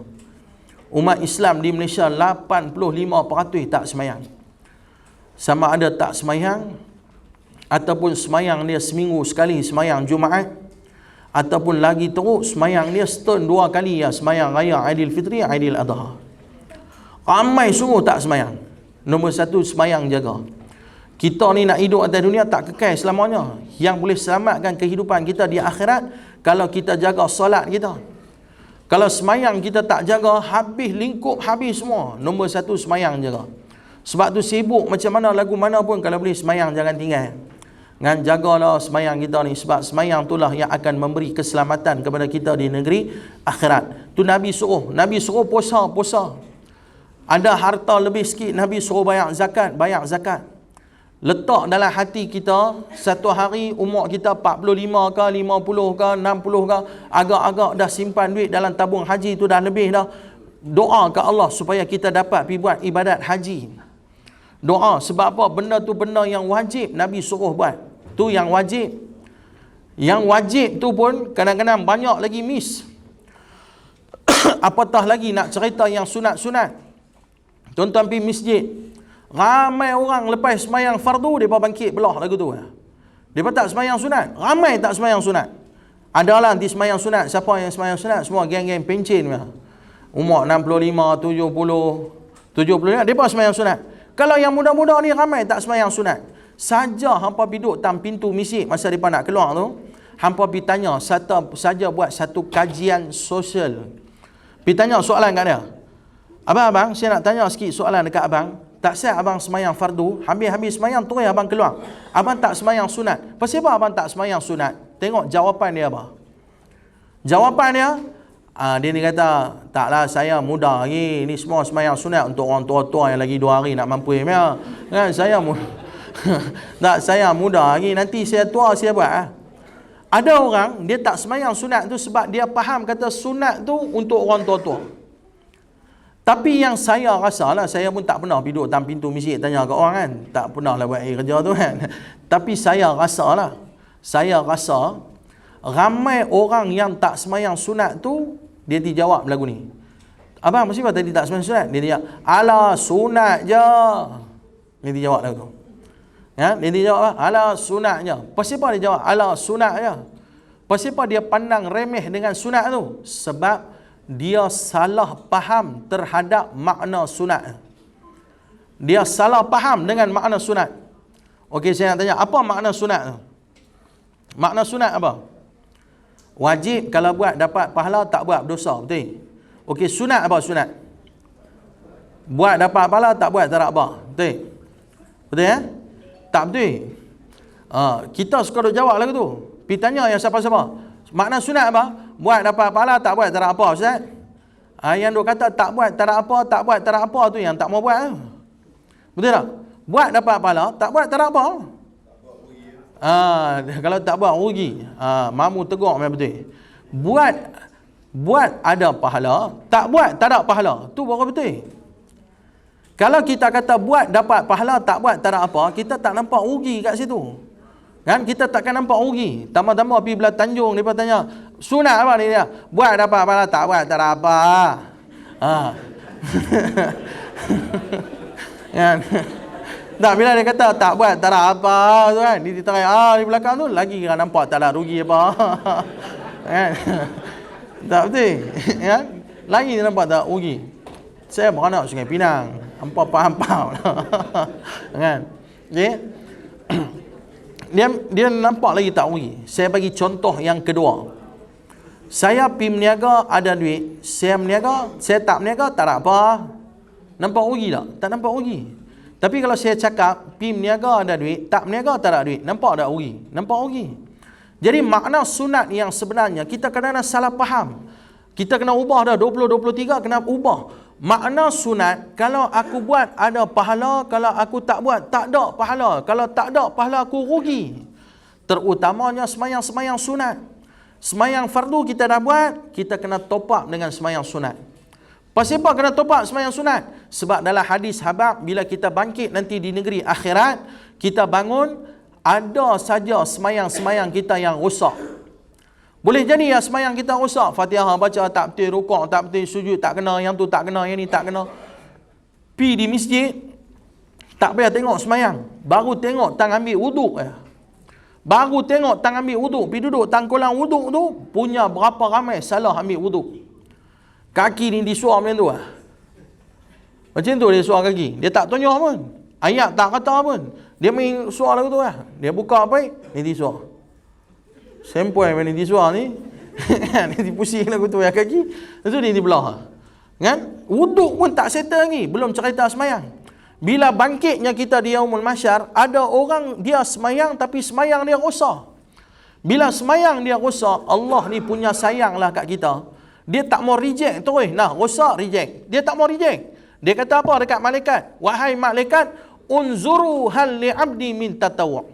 Wahai malaikat, kamu pi cari hamba ku ni semayang fardu dia rosak, pi cari ada tak semayang-semayang sunat dia. Kalau ada semayang-semayang sunat dia, ambil pahala semayang sunat dia, tampunglah pada kerosakan semayang fardu dia, lepas dia daripada kesusahan. Tu punya sayangnya Allah kat kita. Jadi kalau ada masa semayang sunat tu bagi lebih sikit. Nabi punya kehebatan, semayang sunat sampai bengkak kaki. Sampai bengkak kaki Nabi semayang. Kita bengkak kaki tak semayang. Kita terbalik. Nabi semayang sampai bengkak kaki. Semua sahabat-sahabat Nabi, orang-orang yang hebat, orang-orang salafus soleh yang dulu-dulu, mereka punya amal ibadat ni luar biasa. Imam Ahmad bin Hanbal satu malam semayang 500 rakaat. Satu malam 500 rakaat semayang. 500 rakaat. Kalau kita boleh semayang satu malam, saya ingat sampai mati dia tak semayang apa. Kan? Satu malam 500 rakaat semayang. Cuba bayangkan macam mana punya hebat Imam Ahmad bin Hanbal. Kita ni nak semayang, ya Allah. Jadi kalau boleh ada semayang sunat kita, rakaat pertama Fatihah dengan Inna A'tayna, rakaat kedua Fatihah dengan Kulhu, tu jadi dah. Kan? Ada tak siapa-siapa semayang di sini? Rakaat pertama surah Yasin, rakaat kedua Al-Mulk. Ada? Ada tak? Tak ada kan? Tak ada kan? Kita kalau boleh semayang, rakaat pertama surah Yasin, rakaat kedua Al-Mulk, tu kira kemas. Yang tu kira kemas. Kalau kita boleh semayang tu satu rakaat Inna A'tayna, rakaat kedua Kulhu, yang tu kira standard . Kalau tak ada surah, yang tu lagi teruk . Yang tu habis teruk kalau tak ada surah. Jadi tuan-tuan yang dirahmati Allah Subhanahu wa taala, tu baru cerita tentang ibadat. Macam mana dengan akhlak Nabi sallallahu alaihi wasallam? Oh, Nabi punya akhlak luar biasa. Nabi kalau sembang dengan satu orang, Nabi nanti tengok dengan muka-muka. Macam tu. Nabi sembang orang, Nabi takkan tengok, macam Nabi takkan tak layan. Nabi nanti kalih badan. Kalau orang tu ada sini, Nabi nanti kalih dengan badan-badan, Nabi akan tengok. Kalau orang tu ada belah sini, Nabi akan kalih dengan badan-badan, belah sini Nabi akan tengok. Kalau satu orang tu cakap, Nabi nanti fokus dengan cakap dia yang orang tu cakap. Nabi akan dengar dengan sepenuh perhatian. Nabi takkan potong cakap orang tu tengah jalan.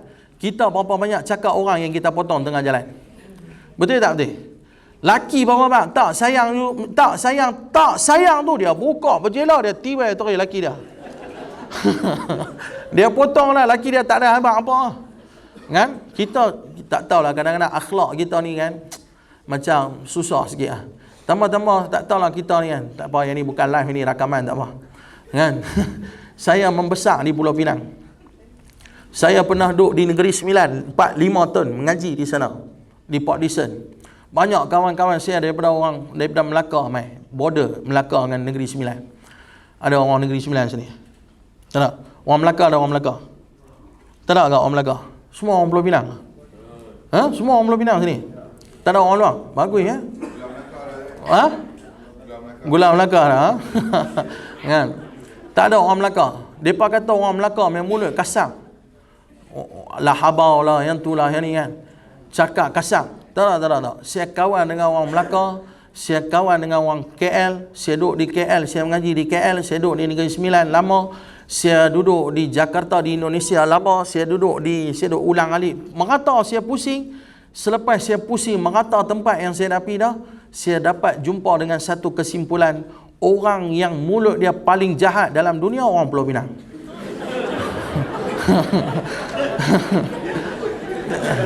Nazir tolong potong benda ni ya. Saya orang Pulau Pinang nanti maki kat saya pula.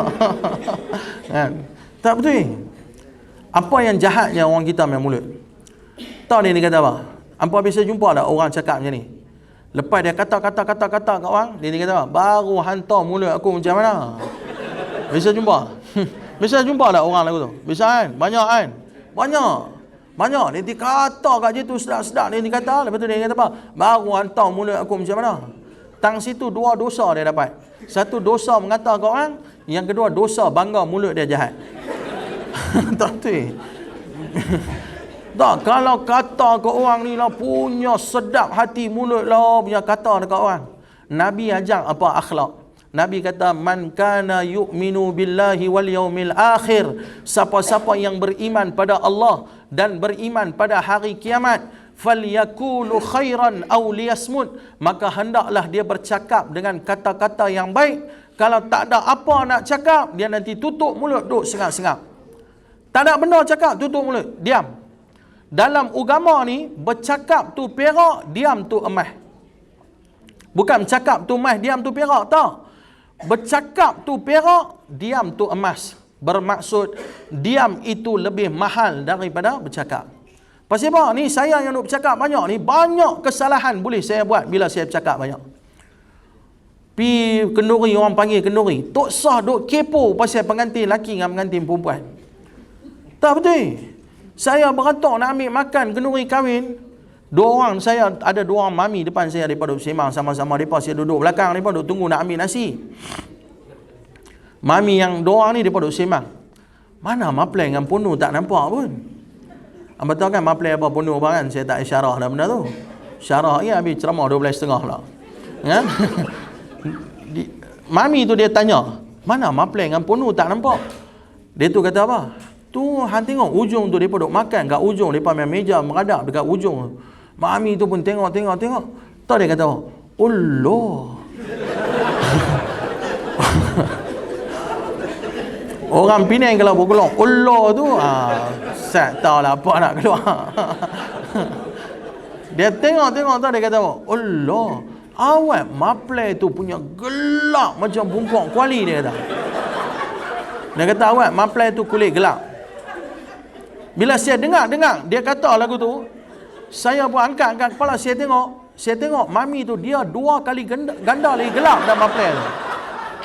Ang pun gelap kata kat orang apa. Tak betul. Dia dikomplain pasal pala penuh gemuk sangat, rendah. Awak maplai renjong sangat. Depa dua orang tak sesuai, seorang gemuk, seorang tinggi. Tak, mampu pergi kat depa lah. Betul tak? Kan? Betul tak betul? Saya kalau boleh lempak pinggan tu tak muka dia, saya dah lempak dah lama. Nabi ajak apa? Pi kenduri rumah orang, doa kat dia, barakallahu lakuma wa baraka alaikuma wa jama'a bainakuma fil khair. Ustaz, saya tak apai doa tu. Balik buka YouTube Mahir Zain. Barakallahu lakum. Ada lagu tu. Pi menyanyi lagu tu kat dia. Yang tu doa yang Nabi ajar. Doa supaya Allah bagi keberkatan dalam perkahwinan dia. Jangan komplain. Jangan duk pergi bising. Ni kawan tu menikah. Ada sepupu saya. Ada satu mami tu panggil kenduri. Saya tak jumpa dia. Saya tak jumpa sepupu saya tu. Saya tanya dah, ang siapa boring kenduri yang tak main tak kenal kan? Dia kata kenal tapi aku tak mau pergi. Persimaan tak pergi? Tak, leceh. Pergi jumpa dia beradik. Aku dah 5 tahun kahwin, tak ada anak. Kalau aku pergi hantar, dia berhenti tanya pasal anak. Tak tahu tak? Ada orang yang kahwin 5-6 tahun, dia tak ada anak. Allah Ta'ala uji dia tak ada anak. Tahu tak dia main stres lagu mana? Stres. Ada kawan saya 7 tahun kahwin, tak ada anak. Dia stres. Mana doktor dia tak pergi, dia pergi. Dah habis itiak dah doktor lah, saya ada orang bagi cadangan. Hampa pilah buat umrah di Mekah, pilah doa di Kaabah, mana tahu. Kau Allah bagi rezeki. Dia pun hantar lah isi semua borang hantar. Pas apa? Main COVID tak lebih. Tangguh pula lagi 2 tahun. Kan tiket mau kena tangguh siap apa lepas habis Covid baru dia panggil habis. Dia punya stres tu kita tak tahu. Balik rumah hari-hari tengok muka laki tengok muka bini. Dua-dua orang boring, sunyi, tak tahu buat apa. Sunyi kalau tak ada anak pening. Allah uji depa. Kita kalau jumpa depa, ringankan beban depa. Hampa tak ada apa lagi ke? Tak ada apa lagi. Tak apa. InsyaAllah malam ni mami semayang, mami angkat tangan, mami tadah Khamis malam Jumaat malam ni, mami doa ke Allah supaya Allah bagi rezeki ke hamba. Hampa jangan susah hati. Mami ti doa hari-hari dekat hamba. Depa seronok tak? Seronok lah. Berapa tahun dah kahwin? 5.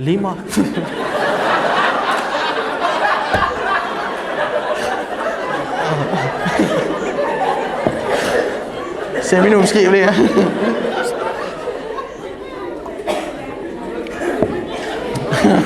Awak bergelak. Tak betul. Dia ditanya soalan tu. Tak. Tanya tu gila-gila main lembut tu. Kan? Berapa tahun dah kahwin? Dia tu punya 6 tahun dah kahwin. Anak berapa orang? Kan? Dia ditanya lagu tu. Tak, anak tak ada. Oh, tak ada lagi ke? Tak, dia ni buat macam satu macam yang suspicious tau. Dia kira duk tunggu nak kata lah. Dia buat lagu tu daripada stres lah. Depa ni stres lah. Allah, apalah mami ni nak kata. Kan? Ada saya kahwin, lepas kahwin dapat anak sulung. Lepas saya dapat anak sulung saya tu, 6 tahun saya tak ada anak. Anak yang pertama, selang 6 tahun baru saya dapat anak yang kedua. Kan? Kira 6 tahun, lebih kurang 5 tahun tak ada anak. Masa tu saya pun stres. Saya pergi kenduri, mami dia tanya, seorang je kah? Soalan tu dia, seorang je kah? Tak ada soalan lain. Pergi mana? Seorang je. Bila nombor 2? Ada satu mami tu saya pergi kenduri tu, dia tanya saya, Ustaz, seorang je kah? Awak tak mau nombor 2 kah? Sampai bila tak mau nombor 2? Yang saya bara tu, mami tu umur dekat 70 dah. Tak dekat tak. Tak umur dekat 70. Yang saya bara apa? Dia buat anak seorang lah. Aram tu.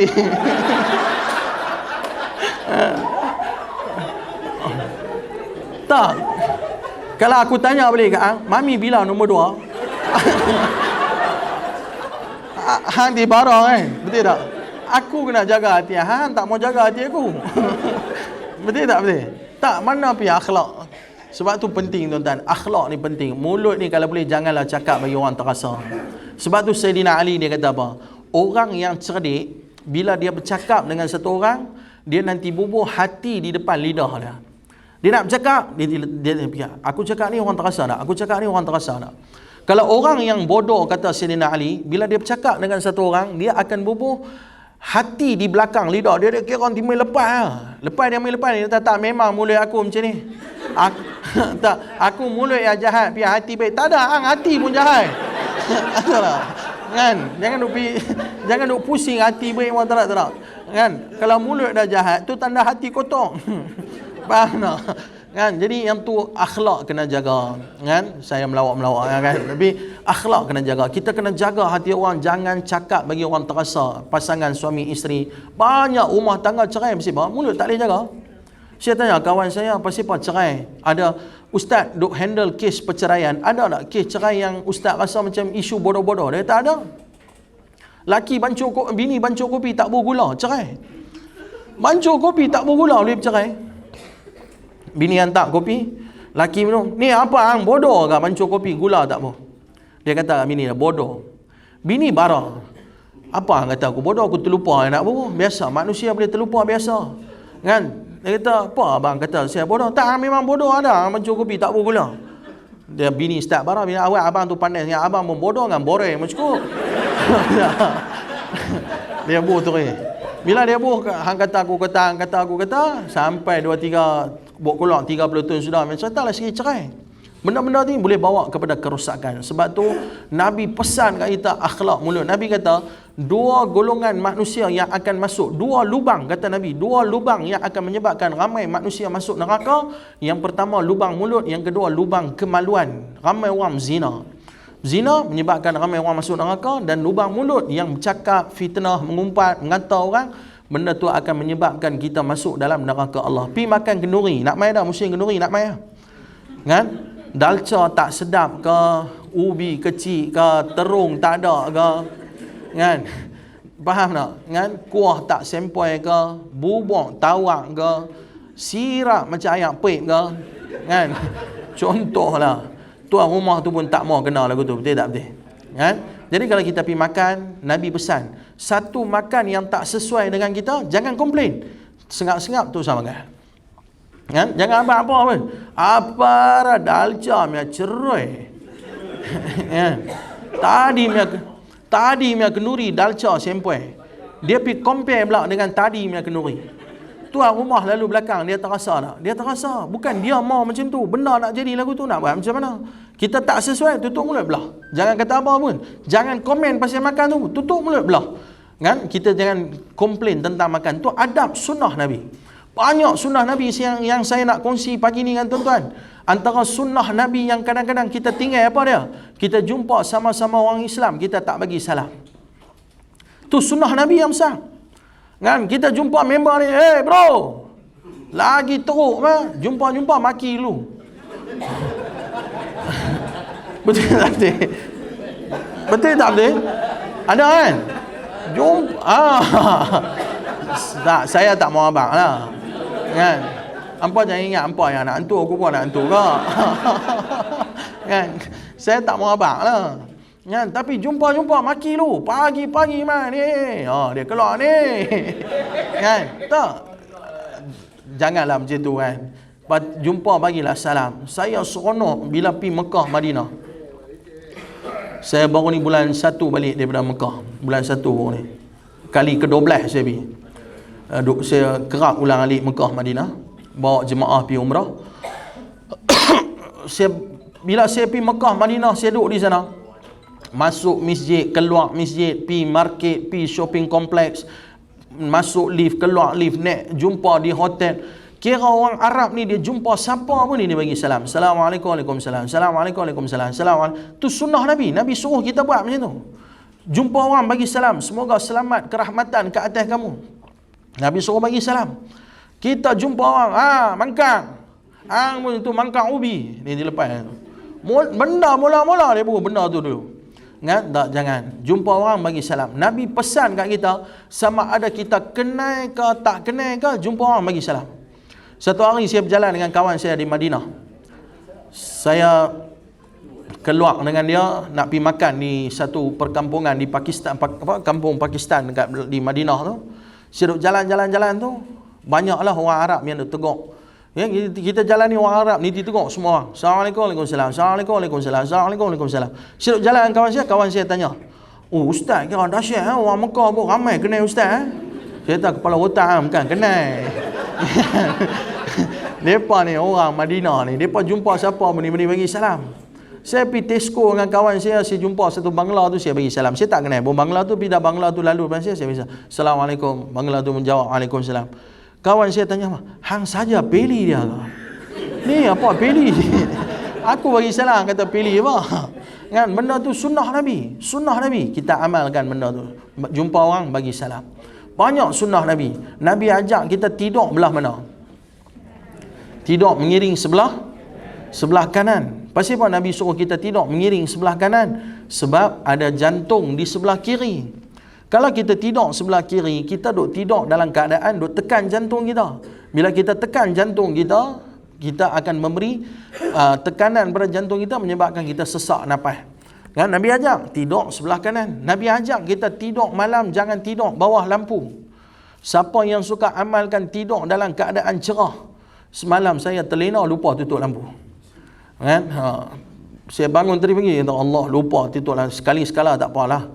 Terlupa tu belakang cerita. Tapi kalau boleh jangan amalkan tidur dalam keadaan buka lampu. Kalau nak buka lampu pun, kalau boleh biar lampu tu duduk buka tang situ, kita tidur tang sini ke. Jauh sikit. Jangan tidur betul-betul bawah lampu. Nabi tak bagi kita tidur cerah-cerah. Nabi suruh kita tidur gelap-gelap. Pasal apa? Sebab waktu kita tidur, badan kita tak aktif, kulit kita tak aktif. Bila kena sinaran lampu tu, boleh menyebabkan kulit kita kena kanser kulit kalau kita amalkan. Tu Tu 1400 tahun sudah, Nabi bahkan mendahului para doktor punya kajian. Kan? Kita buka lampu siapa? Kita takut hantu. Kan? Kita ingat kalau buka lampu, hantu tak mai. Kan? Dia kata tak, kalau gelap-gelap hantu di mai, buka lampu hantu tak. Tak ada, buka lampu hantu nak mai boleh di mai kau. Kan? Dia tak peduli gelap kan cerah. Kan saya 2 hari sudah tidur kena tampak kaki. Tu biasa, dia punya perangai tu suka kacau lah. Tindih lah. Yang tu biasa mainan syaitan. Sebab tu Nabi pesan kat kita tidur malam, baca ayatul kursi, baca 3 kul, baca zikir subhanallah, alhamdulillah, Allahu akbar 33 kali, so hambuih kat tapak tangan, sapu dekat muka, sapu kat badan. Pasal apa? Memang setan kejar dia nanti kacau kita.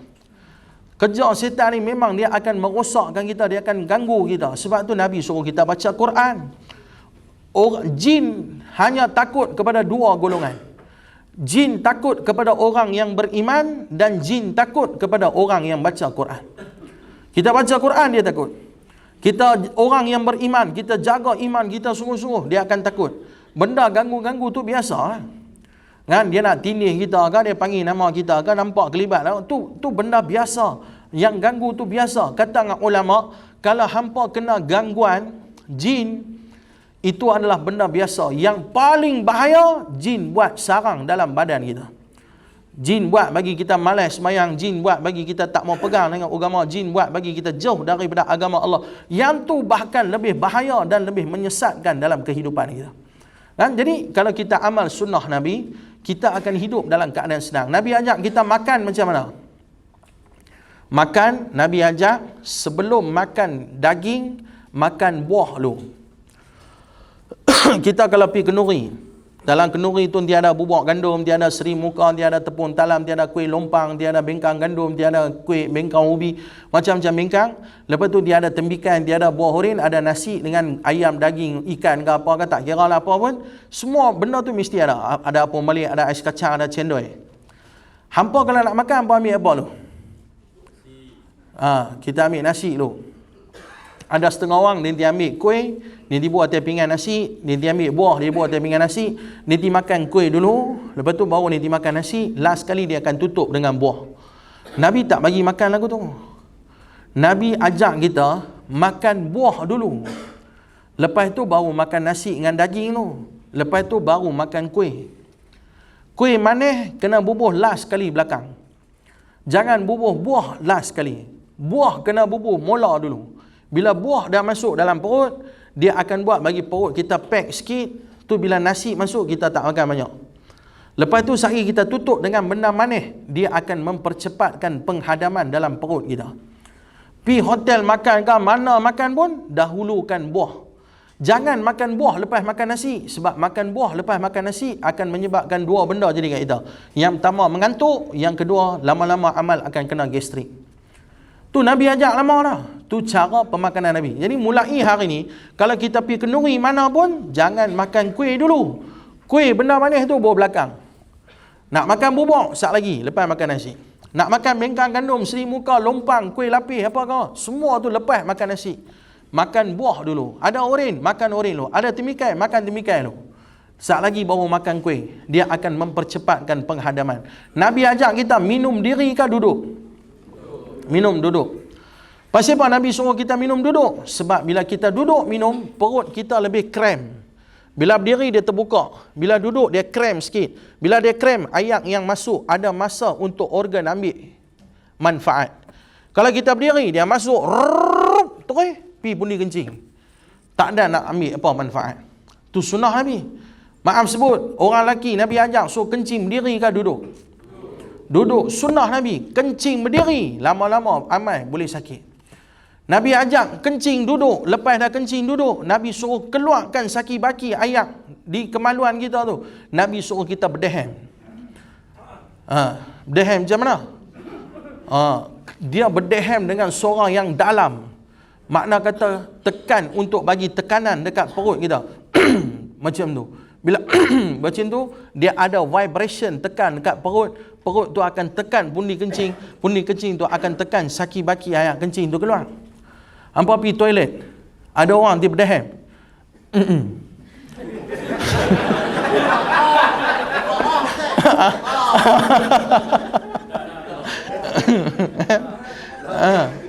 Tak, betul. Saya dengar kadang-kadang saya masuk toilet masjid kan, saya dengar ada orang di Bedaham.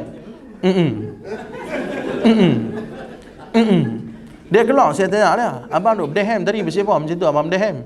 Dia tanya, tak, saja saya nak abang, korang saya ada dalam. Saya kata, abang, siapa pun tak mau tahu abang ada dalam. Abang punya pasal lah nak duduk dalam tu.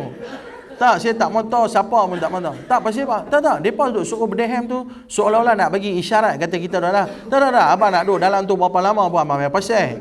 Ya, Nabi ajak suruh Bedaham tu supaya keluarkan saki baki yang kencing tu. Bukan suruh Bedaham tu pasal saja nak abang duduk dalam. Tak ada kerja abang duduk buat apa. Kan? Tu sunnah Nabi, tuan-tuan, sunnah Nabi. Kita amalkan benda tu, sebab tu benda tu akan memberi kesihatan pada badan kita. Banyak sunnah Nabi. Orang lelaki Nabi suruh jalan tu, jalan dia dengan jalan yang gagah. Jangan duk jalan macam darai. Nah, orang lelaki dia, Nabi sendiri kalau jalan Nabi laju. Kan, umpama orang yang sedang turun bukit, Nabi akan jalan. Nabi takkan jalan dengan langkah yang lemah longlai. Orang perempuan kena jalan langkah lemah longlai. Orang lelaki kena jalan laju. Sebab tu kalau kita tengok orang-orang alim jalan depa laju. Saya jalan dengan Ustaz Azhar Idrus, saya tak boleh ambil lah. Dia jalan laju gila.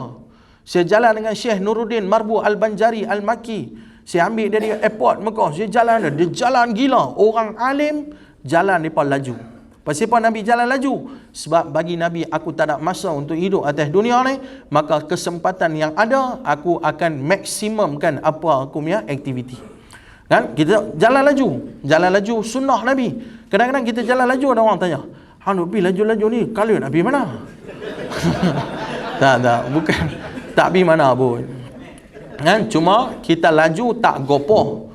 Kan? Gopoh tak boleh. Laju itu sunnah Nabi. Jadi banyak sunnah Nabi yang kita kena amalkan dalam kehidupan, tapi sebesar-besar sunnah adalah akhlak kita. Kan? Akhlak kita dengan keluarga kita, akhlak kita dengan kawan-kawan kita, akhlak di antara suami dan isteri. Kan? Kadang-kadang suami isteri tak ada akhlak. Kan? Antara isteri dengan suami tak ada akhlak.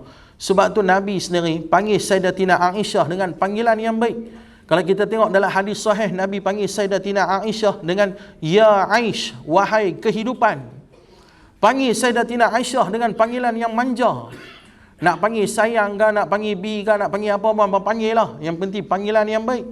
Ni tak, kadang-kadang laki bini pun cakap lebih kurang, mana habis? Kan? Dia boleh tanya lagu tu. Kan? Dia boleh tanya lagu tu. Dia boleh cakap lebih kurang dengan bini dia pun cakap lebih kurang dengan laki dia, cakap kasar lebih kurang. Tak ada adab. Awal kahwin yang menikah panggil sayang. Lepas tahun kahwin, S depan hilang, tinggal ayang. Lepas 2 tahun kahwin dah dapat anak seorang, tinggal A hilang depan, tinggal yang. Yang, Nabi mana yang? Dulu sayang, lepas tu ayang, lepas tu yang. Anak umur 10 tahun, Y tu pun hilang. Dia tanya anak dia, Maang mana Maang?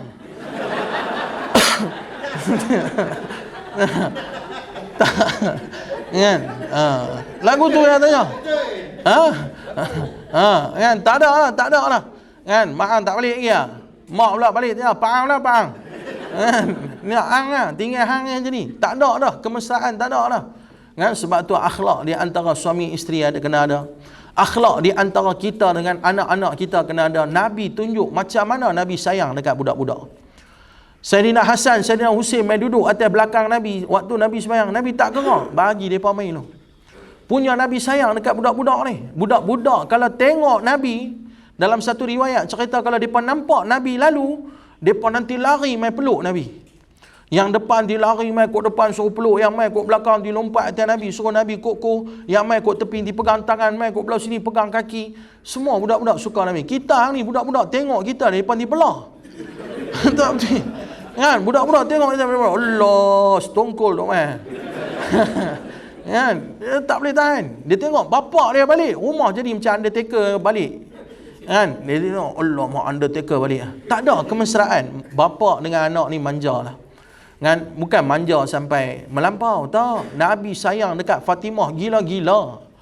Nabi punya sayang dekat Sayyidatina Fatimah ni, ketika mana Nabi tengah mesyuarat dengan satu duta Ada satu duta negara tu mai jumpa Nabi, wakil negara di Madinah. Dia mai jumpa Nabi di Madinah. Nabi tengah duduk simang-simang, tiba-tiba Nabi dengar ketukan pintu.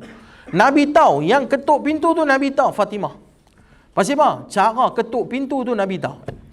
Fatimah tahu kalau Nabi ketuk pintu, yang itulah bapa aku. Nabi tahu kalau yang ketuk pintu tu, itulah Fatimah. Bila Nabi tahu yang ketuk pintu Fatimah nak masuk, Nabi bagi tahu kat duta, Tuhan tunggu saat, aku nak kena sambut anak aku.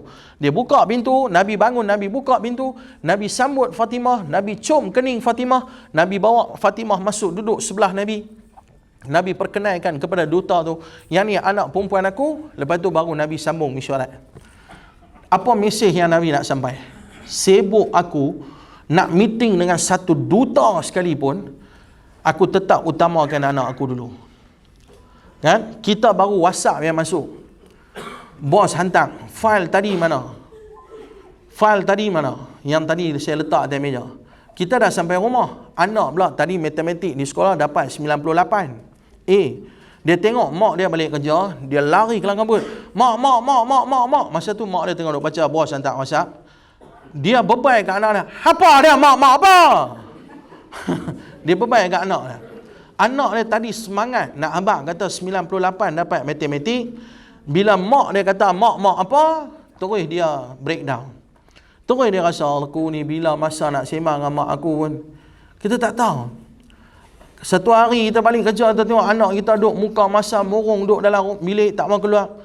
Kita kata esok pergi sekolah. Dia kata mak esok tak mau pergi sekolah mak. Tak mau pergi sekolah. Bila dia kata tak mau pergi sekolah, pernah tak kita ambil faham pasal apa yang dia tak mau pergi sekolah? Pernah tak? Tak, kita ditibai tu. Hang tu lah, hang tak ada reti nak bersyukur. Semua benda hang mau mak dibagi kat hang. Bapa hang kerja mampu persen nak belah hang. Bagi makan berai pun mahal dalam ni. Kami belah hang. Kami belah hang dengan macam-macam nak bagi hang hidup senang apa semua. Hang ni tak nak fikir langsung. Hang tahu kira nak bagi. Dia nanti lecturer dah. Dalam kepala otak anak tu dia kata apa? Khutbah number 1. Saya khutbah number 2. Dia kira nanti stres je. Padahal dia tak mau pergi sekolah tu sebab tadi kawan dia sudah pisau tanpa perut minta duit. Hang tak bagi duit, hang jaga hang, aku pukul hang. Dia tanya tak apa masalah yang ada? Tak tanya. Dia tak pernah ambil tahu. Dia kira nak tibai. Saya pergi ceramah di satu universiti. Ada bapa-bapa di depan. Saya kalau ceramah dekat ibu bapa dan anak-anak, saya akan bawa satu nota penghargaan. Dalam nota penghargaan tu tulis macam ni. Saya nama sekian-sekian pada hari ini ingin memberi beberapa pujian kepada pasangan saya ke, kepada anak saya ke, kepada mak saya ke, kepada bapa saya, tak kira lah siapa pun kan. Nombor 1, bapa saya soal macam ni. Nombor 2 macam ni, nombor 3 macam ni. Saya bagi kat mereka, saya suruh mereka tulis. Bapa tulis kat anak ke, anak tulis kat bapa ke. Kalau pasangan suami isteri, antara suami isteri, suami puji isteri, isteri puji suami.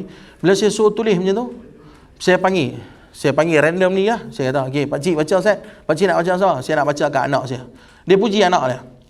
Anak saya seorang anak macam ni, anak saya macam ni, anak saya macam ni. Bila dia baca, anak dia yang duduk belakang tu, anak dia menangis. Anak dia rasa apa? Anak dia rasa, bapa aku tak pernah mengata lagu ni. Hari-hari bapa aku ditibai aku kan? Dia tak pernah tahu pun kata bapa dia tahu kata dia baik. Saya buat dekat suami isteri pun macam tu. Bini dia kata, saya tak pernah tahu kata laki saya anggap saya baik. Selalu dia kata saya tak elok kan? Hari ni baru saya tahu dia kata saya baik. Kadang-kadang kita tak pernah ekspresi pun satu benda yang kita suka dengan satu orang. Tapi dalam ramai-ramai saya panggil satu saya panggil tu pakcik nak baca kat siapa? Tak, saya tak nak siapa saya nak baca pun.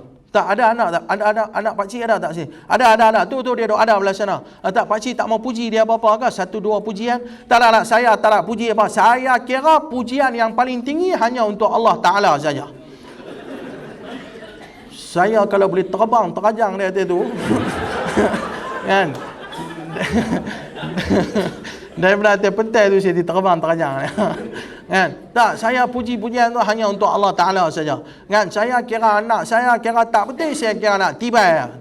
Saya tak apalah pakcik kan. Pakcik yang suka lah, pakcik nak tibai, pakcik tibai lah, tak apalah saya cari orang lain. Tak, itu orang yang negatif. Memang betul setinggi-tinggi pujian hanya pada Allah Ta'ala. Tapi salahkah kadang-kadang kita cari kebaikan orang yang ada di sekeliling kita? Kan? Salahkah kadang-kadang kita nampak ada kebaikan-kebaikan yang ada dalam orang sekeliling kita? Seburuk-buruk manusia macam mana sekalipun akan ada kebaikan dalam diri dia. Sebaik-baik manusia macam mana pun akan ada kelemahan dalam diri dia. Itu biasa kita manusia. Carilah sisi baik yang ada pada diri orang. Itu akhlak. Jadi tuan-tuan yang dirahmati Allah, akhlak kita kena jaga, kawan-kawan, jangan perkena, jangan main kawan-kawan. Kan, jaga hubungan yang baik dalam kekeluargaan kita di tempat kerja ni. Jaga hubungan yang baik di antara pekerja dan majikan. Yang tu tanggungjawab kita menunjukkan kita ni sebagai seorang manusia akhlak yang baik. 2-3 hari sudah sepupu saya meninggal di Kuala Lumpur. Orang yang berjawatan besar lah di Kuala Lumpur, di Petronas. Sepupu belah bini saya. Orang jawatan besar. Lepas dia mati ni, orang hari-hari tulis dalam Facebook dia, saya punya ex-boss ni dia punya baik macam ni, saya punya ex-boss ni dia baik dia macam ni, saya punya ex-boss ni kalau saya susah, bos saya ni lah yang akan tolong saya macam tu macam ni. Rupanya tanpa kita tahu dalam sengap, dia ni bos yang sangat baik. Dia bos jawatan besar, gaji dekat 100,000 gaji sebulan. Tapi dia punya suka tolong orang ni, dia akan tolong orang dalam kesusahan. Dia bantu kawan tu, kawan ni susah, dia tolong kawan ni, kawan ni. Bila dia dah mati, orang cerita tentang kebaikan dia. Yang tu yang kita nak. Yang kita nak, selepas kita mati, orang terkenangkan kita sebab kita ni pernah buat kebaikan kepada orang lain. Jadi tuan-tuan yang dirahmati Allah, yang kedua adalah, lah jam berapa? Oh, 11 lah. Oh, lama sangat dah ni ceramah. Ha? Oh, nombor 2. Baru nombor 2. Belum pergi nombor 3 jam. Okey, saya nak berhenti dah nombor 2 tentang sini ya. Kan? Jadi yang kedua, kita kena contohilah Nabi SAW. Cubalah ikut apa yang kita tahu. Belajarlah sikit-sikit sebanyak tentang Nabi Muhammad dan kita cuba ikut akhlak Nabi Muhammad. Cuba ikut apa yang ditunjukkan oleh Nabi SAW. Tu yang kedua. Yang ketiga apa dia? Saya tak mau panjang dah yang ketiga ni. Saya nak ringkaskan yang ketiga. Lagi 10-15 minit kita berhenti boleh? Lepas tu lagi 10 minit kita buka sesi soal jawab, tu kita berhenti ya. Okey ya. Saya pun duk rasa kering engkong dah ni, ceramah panjang-panjang ni. Kan? Saya selalu ceramah sejam ya. Saya tak mau ceramah lebih daripada sejam. Bila Nazir hantar mau ni kat saya, ustaz kena ceramah pukul 9 sampai 11.40. Saya kata gila ke apa? Kan? 2 jam 40 minit langsung aku ceramah. Saya suka ceramah sejam ya. Saya akan ceramah sejam. Pasal apa saya ceramah sejam? Sebab saya takut nak cakap banyak-banyak. Lagi banyak cakap, lagi banyak nak kena menjawab di akhirat. Kan? Jadi saya selalu ceramah tak panjang. Tiba-tiba hari ni apa suruh ceramah panjang. Saya pun pening kepala tu, saya duk tarik masa ni. Kan? Hampa tak tahu saya duk ramplah aku mana. Okey. Kan? Okey, poin yang ketiga, yang terakhir. Nombor 1, banyak selawat kat Nabi. Nombor 2, cuba ikut apa yang Nabi tunjuk kat kita. Yang ketiga, kalau kita nak Nabi sayang kat kita, kalau kita nak Allah Ta'ala beri keselamatan kepada kita di negeri akhirat nanti, nombor 3, kita kena jaga harta warisan yang ditinggalkan oleh Nabi SAW. Apa dia harta warisan yang Nabi tinggal? Nabi tak mewarisi dinar dan dirham. Nabi tak tinggal harta yang berupa duit ringgit kat kita. Yang Nabi tinggal kat kita Al-Quran dan Sunnah. Yang Nabi tinggal dekat kita ilmu pengetahuan. Yang Nabi tinggal dekat kita suruh kita faham agama. Sebab tu Nabi sebut may yuridillahu bihi khaira yufaqihu fiddin. Siapa-siapa yang kalau Allah Ta'ala nak bagi kebaikan atas diri dia, dia akan faham agama. Agama ni kena belajar.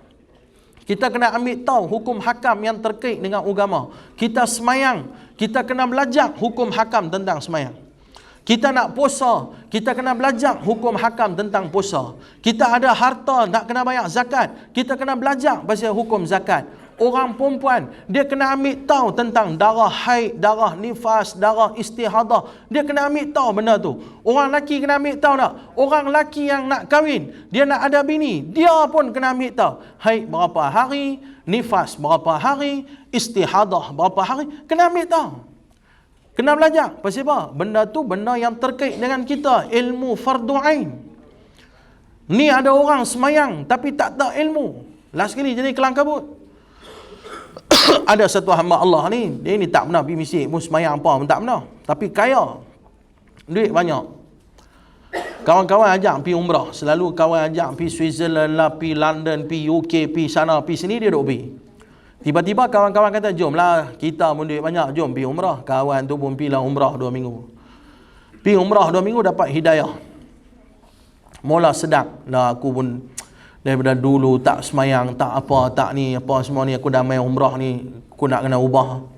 Dia pun duduk di Mekah lah, mula lah duduk dengar tu imam baca, sedap yang tu yang ni, apa semua duduk belajar sikit-sikit.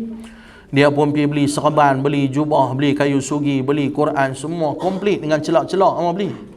Balik mai sampai di airport Pulau Pinang, sampai lepas asar, sampai di rumah keluarga nak jumpa apa pun tak mau jumpa dah.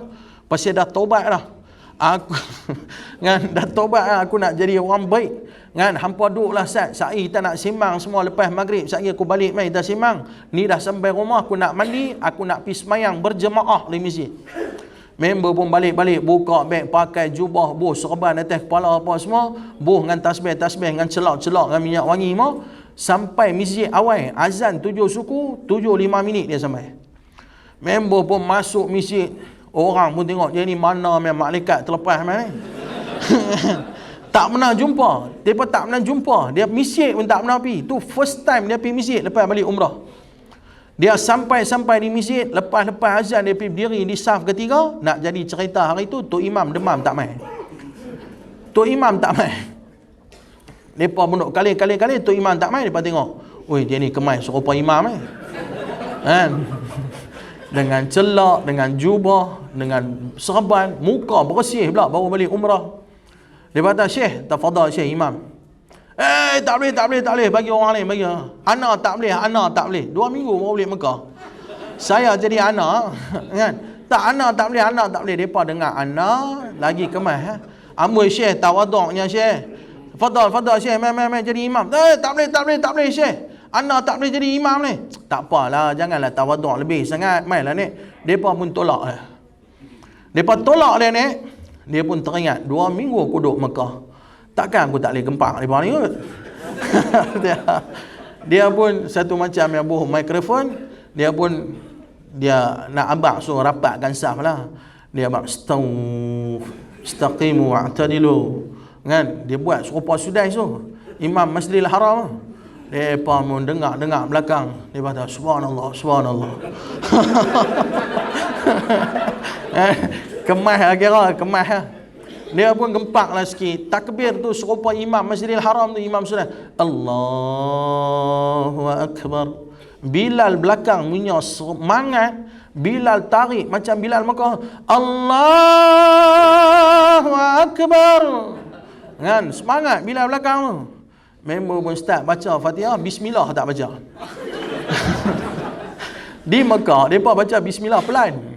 Kawan ni tak baca tu Bismillah. Alhamdulillahi Rabbil Alamin Ar-Rahmanir Rahim Maliki Yaumiddin sampai Waladdallin.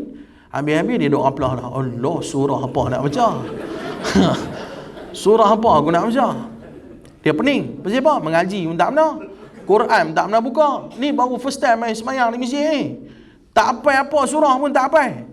Fikir. Adalah dulu masa tadika lah, ustazah lah mengajar baca Quran. Dan lah hafal 2-3 surah pendek-pendek lah. Dia duduk fikir, apa surah aku nak baca? Lalu dia tengok, aku baca surah An-Nas lah. Dia pun baca surah An-Nas. Qul a'udzu birabbin nas, malikin nas, ilahin nas, min syarrin. Sampai habis, dia pun rukuk, dia pun sujud, dia bangkit rakaat kedua. Lepas dia bangkit rakaat kedua, dia baca Fatihah. Lepas Fatihah tu, dia duduk fikir, surah apa pula aku nak baca? Tadi An-Nas yang aku baca tu, yang tu lah surah paling last dalam Quran. Lepas tu tak nak surah dah. Apa surah yang aku nak baca? Dia duduk pening lah. Padahal surah tu baca sunat lah. Hang ulang balik surah tu pun tak ada masalah. Kalau ada ilmu, betul tak betul? Hang tak baca terus surah, hang terus rukuk pun sah semayang. Cuma kurang lah pahala sikit. Tapi dia tak tahu hukum hakam. Dia duduk diam lama sengah. Makmum belakang pun duduk kata, dia bagus Tok Imam ni. Lama dia diam bagi kita baca Fatihah tenang-tenang sikit. Padahal kawan tu duduk serabut dah, tak tahu nak baca surah apa lah, tak tahu lah. Last kali dia tak boleh fikir, dia tak tahu nak apa-apa. Dia kali dia tengok, aku dah kata kat hampa aku tak boleh jadi imam. Hampa suruh kat aku. Hampa suruh kat aku jadi imam. Hampa tengoklah ni, aku dah apa nak baca. Rosak tak rosak? Rosak semayang. Pasal apa? Pasal tak ada ilmu. Pasal tak ada ilmu. Bila tak ada ilmu, semayang tu jadi kelang kabut. Ada 3 orang dalam kampung punya ketegang mereka ni, 3 orang. Cukup punya nakai. Satu hari terdetik di hati mereka, kita kena berubah dah. Kita tak boleh buat dah jahat. Kan, kita tak boleh buat jahat dah, kita kena berubah, kita kena jadi orang baik. Kawan dia kata, nak jadi orang baik kena pergi semayang tu. Tak apa, jom kita pergi semayang. Yang seorang kata, sabar. Tak, kita mau bagi mandi bersih-bersih dulu, lepas tu baru kita mau pergi.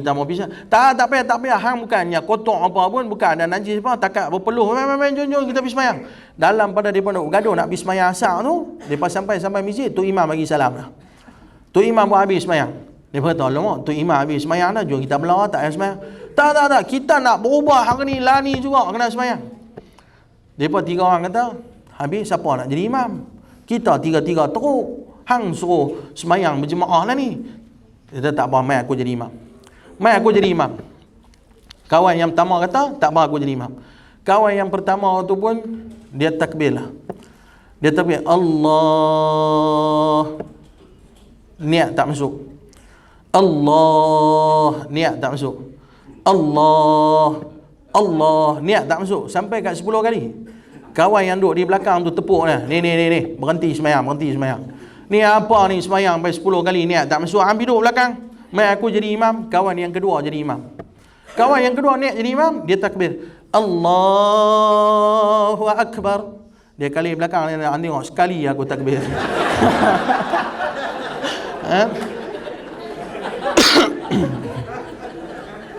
Kawan yang ketiga kata, hang ni gila. Mana ada orang cakap lepas semayang. Kan? Ambil duduk belakang bagi aku semayang. Bagi aku jadi imam. Kawan yang ketiga naik jadi imam. Dia takbir, dia baca Fatihah, baca surah, rukuk, sujud sampai 4 rakaat habis. Bagi salam, siap wirid lagi. Lepas wirid dia doa. Dia doa tapi doa bahasa Melayu lah. Habis doa orang kawan dia puji dia. Hang ni walaupun kita 3-3 orang ni jahat, tapi hang ni alim sikit lah. Sebab apa? Sebab hang seorang yang boleh berjadi imam sampai habis semayang semua komplit, kira hang kemas. Dia jawab apa? Tu tara aku tak ambil wudu.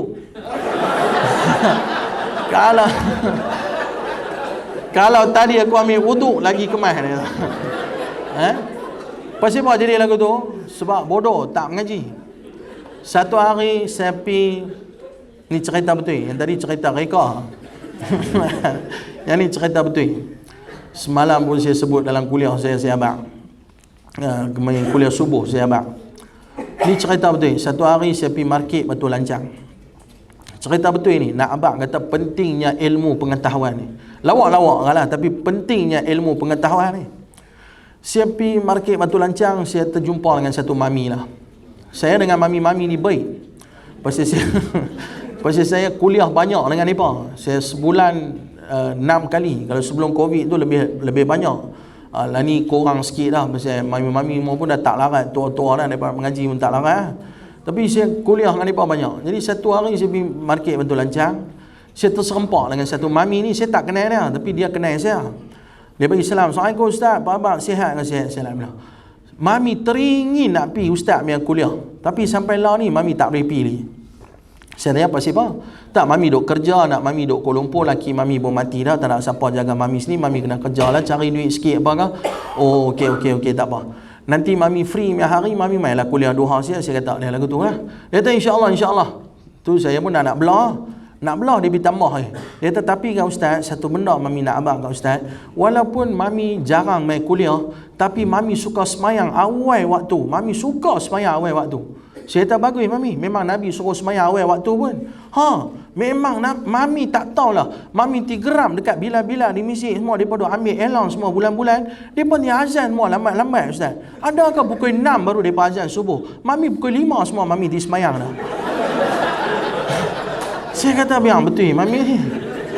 Apa ambil semayang subuh pukul 5? Tak, ni cerita betul ni. Market Batu Lancang. Saya kata, Mami semayang subuh pukul 5. Tak, betul Ustaz. Mami tak suka duk semayang lewat-lewat mah. Mami ti semayang. Zuhur Mami semayang juga. Pukul 1 Mami semayang dah. Asar lebih kurang dalam pukul 4 apakah Mami ti settle dah. Habis maghrib, maghrib serupa kita duk buka puasa 7.5 minit, 7.3 minit. Saya kata tak boleh Mami kena tunggu masuk waktu dulu baru boleh Ustaz. Tak apa Ustaz, Allah Ta'ala Maha mengetahui. Allah.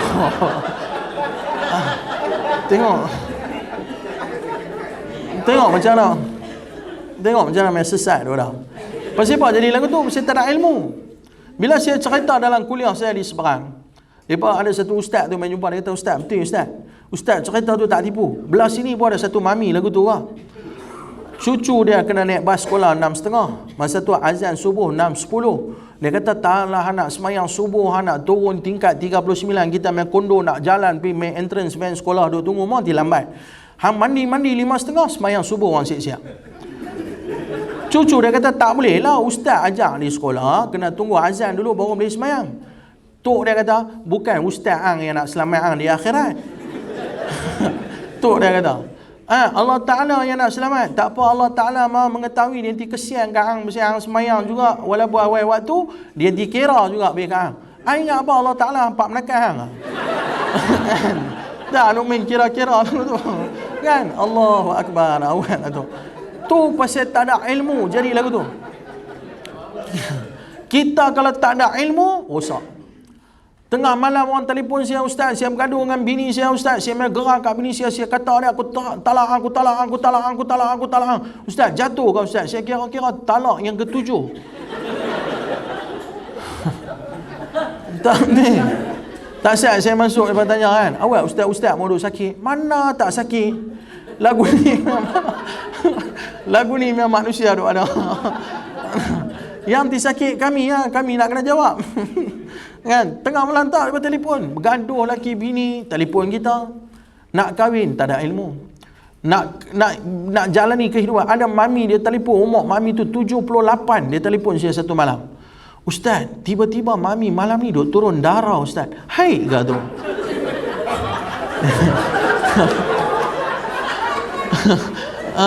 Dia tanya, haid ke? Mami berapa umur? 78. Mampu pening. Tak, kena ambil tahu. Kita kena belajar bab tu. Jangan rasa malu. Orang perempuan belajar. Berapa hari haid, berapa hari nifas darah kala apa, haid darah kala apa, istihadah kala apa. Ada orang sampai 20 hari darah turun, 20 hari tak semayang. Padahal limit berapa hari yang tak payah semayang kan? Dia tak belajar bab tu. Dia kena ambil tahu bab-bab tu. Dia kena belajar. Kalau darah duk turun, darah penyakit turun, macam mana cara aku nak semayang dalam keadaan darah penyakit turun? Macam mana aku nak ambil wuduk? Malu nak mengaji dengan ustaz, pergi cari mana-mana ustazah, belajar dengan ustazah, tanya dekat ustazah tu. Kan? Mengaji, kena ambil tahu. Sebab tu kena dengan diri kita. Saya panggil anak menakan saya, umur 10 tahun. Saya tanya dia, hang cerita saya pasal iPhone 15 kat mamu? Dia boleh cerita detail. iPhone 15 ni dia punya body titanium mamu. Dia dah tak pakai dah iPhone punya charger. Dia pakai Type C punya charger. International world class. Dia boleh cerita A to Z. Cuba tanya dia, cerita saya pasal masalah tayamum boleh tak? Tayamum ah. Mula kita sapu kepala dulu. Lepas tu kita tepuk debu tu, kita sapu muka pula. Pandai dah kena kat. Kan? Tak betul. Kan? Bila suruh cerita tentang agama, banyak benda yang kita tak tahu. Kalau kita cerita orang yang minat kereta, cerita pasal sport ni, dia boleh cerita pasal sport ni. Cerita orang minat iPhone, dia boleh cerita pasal iPhone. Jadi tuan-tuan yang dirahmati Allah, kita kalau nak selamat dunia akhirat, ilmu agama kena jaga. Sebab tu saya selalu pergi mana-mana pun saya pesan, kalau boleh surah Fatihah, Inna A'tayna, Qul Huwallahu Ahad, surah pendek-pendek ni, kalau boleh jangan bagi ustazah ajak anak kita baca surah. Kan? Jangan suruh ustazah ajak anak kita untuk kenal surah tu. Kalau boleh surah-surah tu semua, kita orang pertama yang ajak. Kita yang ajak. Amai Syed duduk dengan bapak Syed. Amai Syed duduk dengan mak Syed. 10 minit. Mari kita baca Fatihah. Baca Bismillahirrahmanirrahim. Ulang 10 kali. Alhamdulillahirrabbilalamin. Ulang. Ar-Rahmanirrahim. Ulang. Sampai iyyaka na'budu wa iyyaka nasta'in. Ulang. Sampai dia boleh hafal Fatihah, kita yang ajak. Nak perbetul idgham ke, nak perbetul tajwid ke, yang tu bagi ustaz ustazah perbetul. Kita tak tahu kan, suruh ustaz ustazah betul. Benda besar-besar lepas kat ustaz ustazah. Benda kecil macam tu kita ajak. Pasal apa kita nak ajak? Ni sampai umur 70 80 dia duk baca Fatihah tu, kita dah mati masuk kubur, pahala tu duk mai kat kita sebab kita yang ajak dekat dia. Kan? Kita nak cari pahala lagu tu lah, kita larat nak sembahyang sunat banyak-banyak. Kan? Kita larat kan nak pergi puasa hari-hari tak tinggal. Tadi pagi saya jumpa satu hamba Allah ustaz. Saya duduk semang-semang dengan dia, ustaz nampak cengkung saya, kata saya kurang sihat sikit. Ustaz tahu ustaz buat apa? Ustaz kena amal ni, puasa sunat banyak-banyak. Aku kaki minta kedaraan suruh aku puasa sunat. Sebelum main ceramah sini pun tak siap pergi kena harga punya roti canai. Kan? Larat kan nak puasa sunat punya, larat kan nak duduk satu hari baca 3-4 juzuk Quran. Larat kan kita nak buat tu, kita tak mampu nak buat benda tu. Kita tak boleh lawan orang-orang terdahulu. Kita nak kena cari cara pahala multi level marketing. Saya selalu guna bahasa tu lah. Kita ajak orang buat baik, dia buat baik, kita dapat pahala. Kita ajak anak kita kenal surah-surah Inna A'tayna tu lah dia nak baca nanti dalam semayang dia. Kulhu tu lah dia nak baca dalam semayang dia. Kuliah tu lah dia nak baca. Kul a'udzu birabbil falaq tu lah dia nak baca.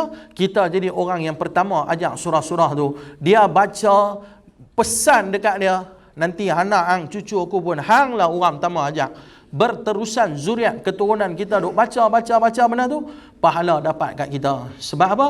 Sebab kita jadi orang yang menyampaikan ilmu yang ditinggalkan oleh Nabi SAW. Nombor 1, banyak selawat. Nombor 2, kita cuba ikut sunnah Nabi SAW. Yang ketiga, kita jagalah ilmu agama yang Nabi tinggal. Apa benda tuan-tuan, saya tak kata saya pandai, lagi saya mengaji, saya rasa lagi saya bodoh. Lagi banyak benda saya tak tahu. Tapi tuan-tuan ingat satu benda, apa benda kita nak buat dalam agama ni, kaitlah dengan ilmu agama. Ustaz, saya tak tahu ustaz, saya nak buat benda ni. Ustaz punya cadangan macam mana? Kan? Saya tak tahu benda ni macam mana ustaz nak buat. Ustaz, boleh tak tolong saya? Tadi saya semayang ustaz, saya terlupa baca tahiyat awal. Contohlah, biasa manusia boleh lupa. Benda tu normal. Kan? Ustaz, saya terlupa macam mana nak buat? Okey, kalau hang tinggal tahiyat awal, hang buat macam ni. Tanya kat ustaz. Kalau tak tahu, hantar WhatsApp, tanya kat ustaz, tanya kat kawan-kawan kita yang tahu. Belajar ilmu agama, perbaiki amalan kita supaya Allah Ta'ala memberi keselamatan kepada kita dunia dan akhirat.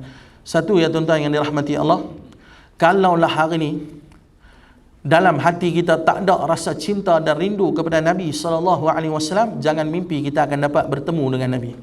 Maka bila kita nak tutup kuliah kita pagi ni, tanamlah dalam diri kita, kita sayang kat siapa pun, jangan kita lupa untuk sayang dan cinta kepada Nabi SAW.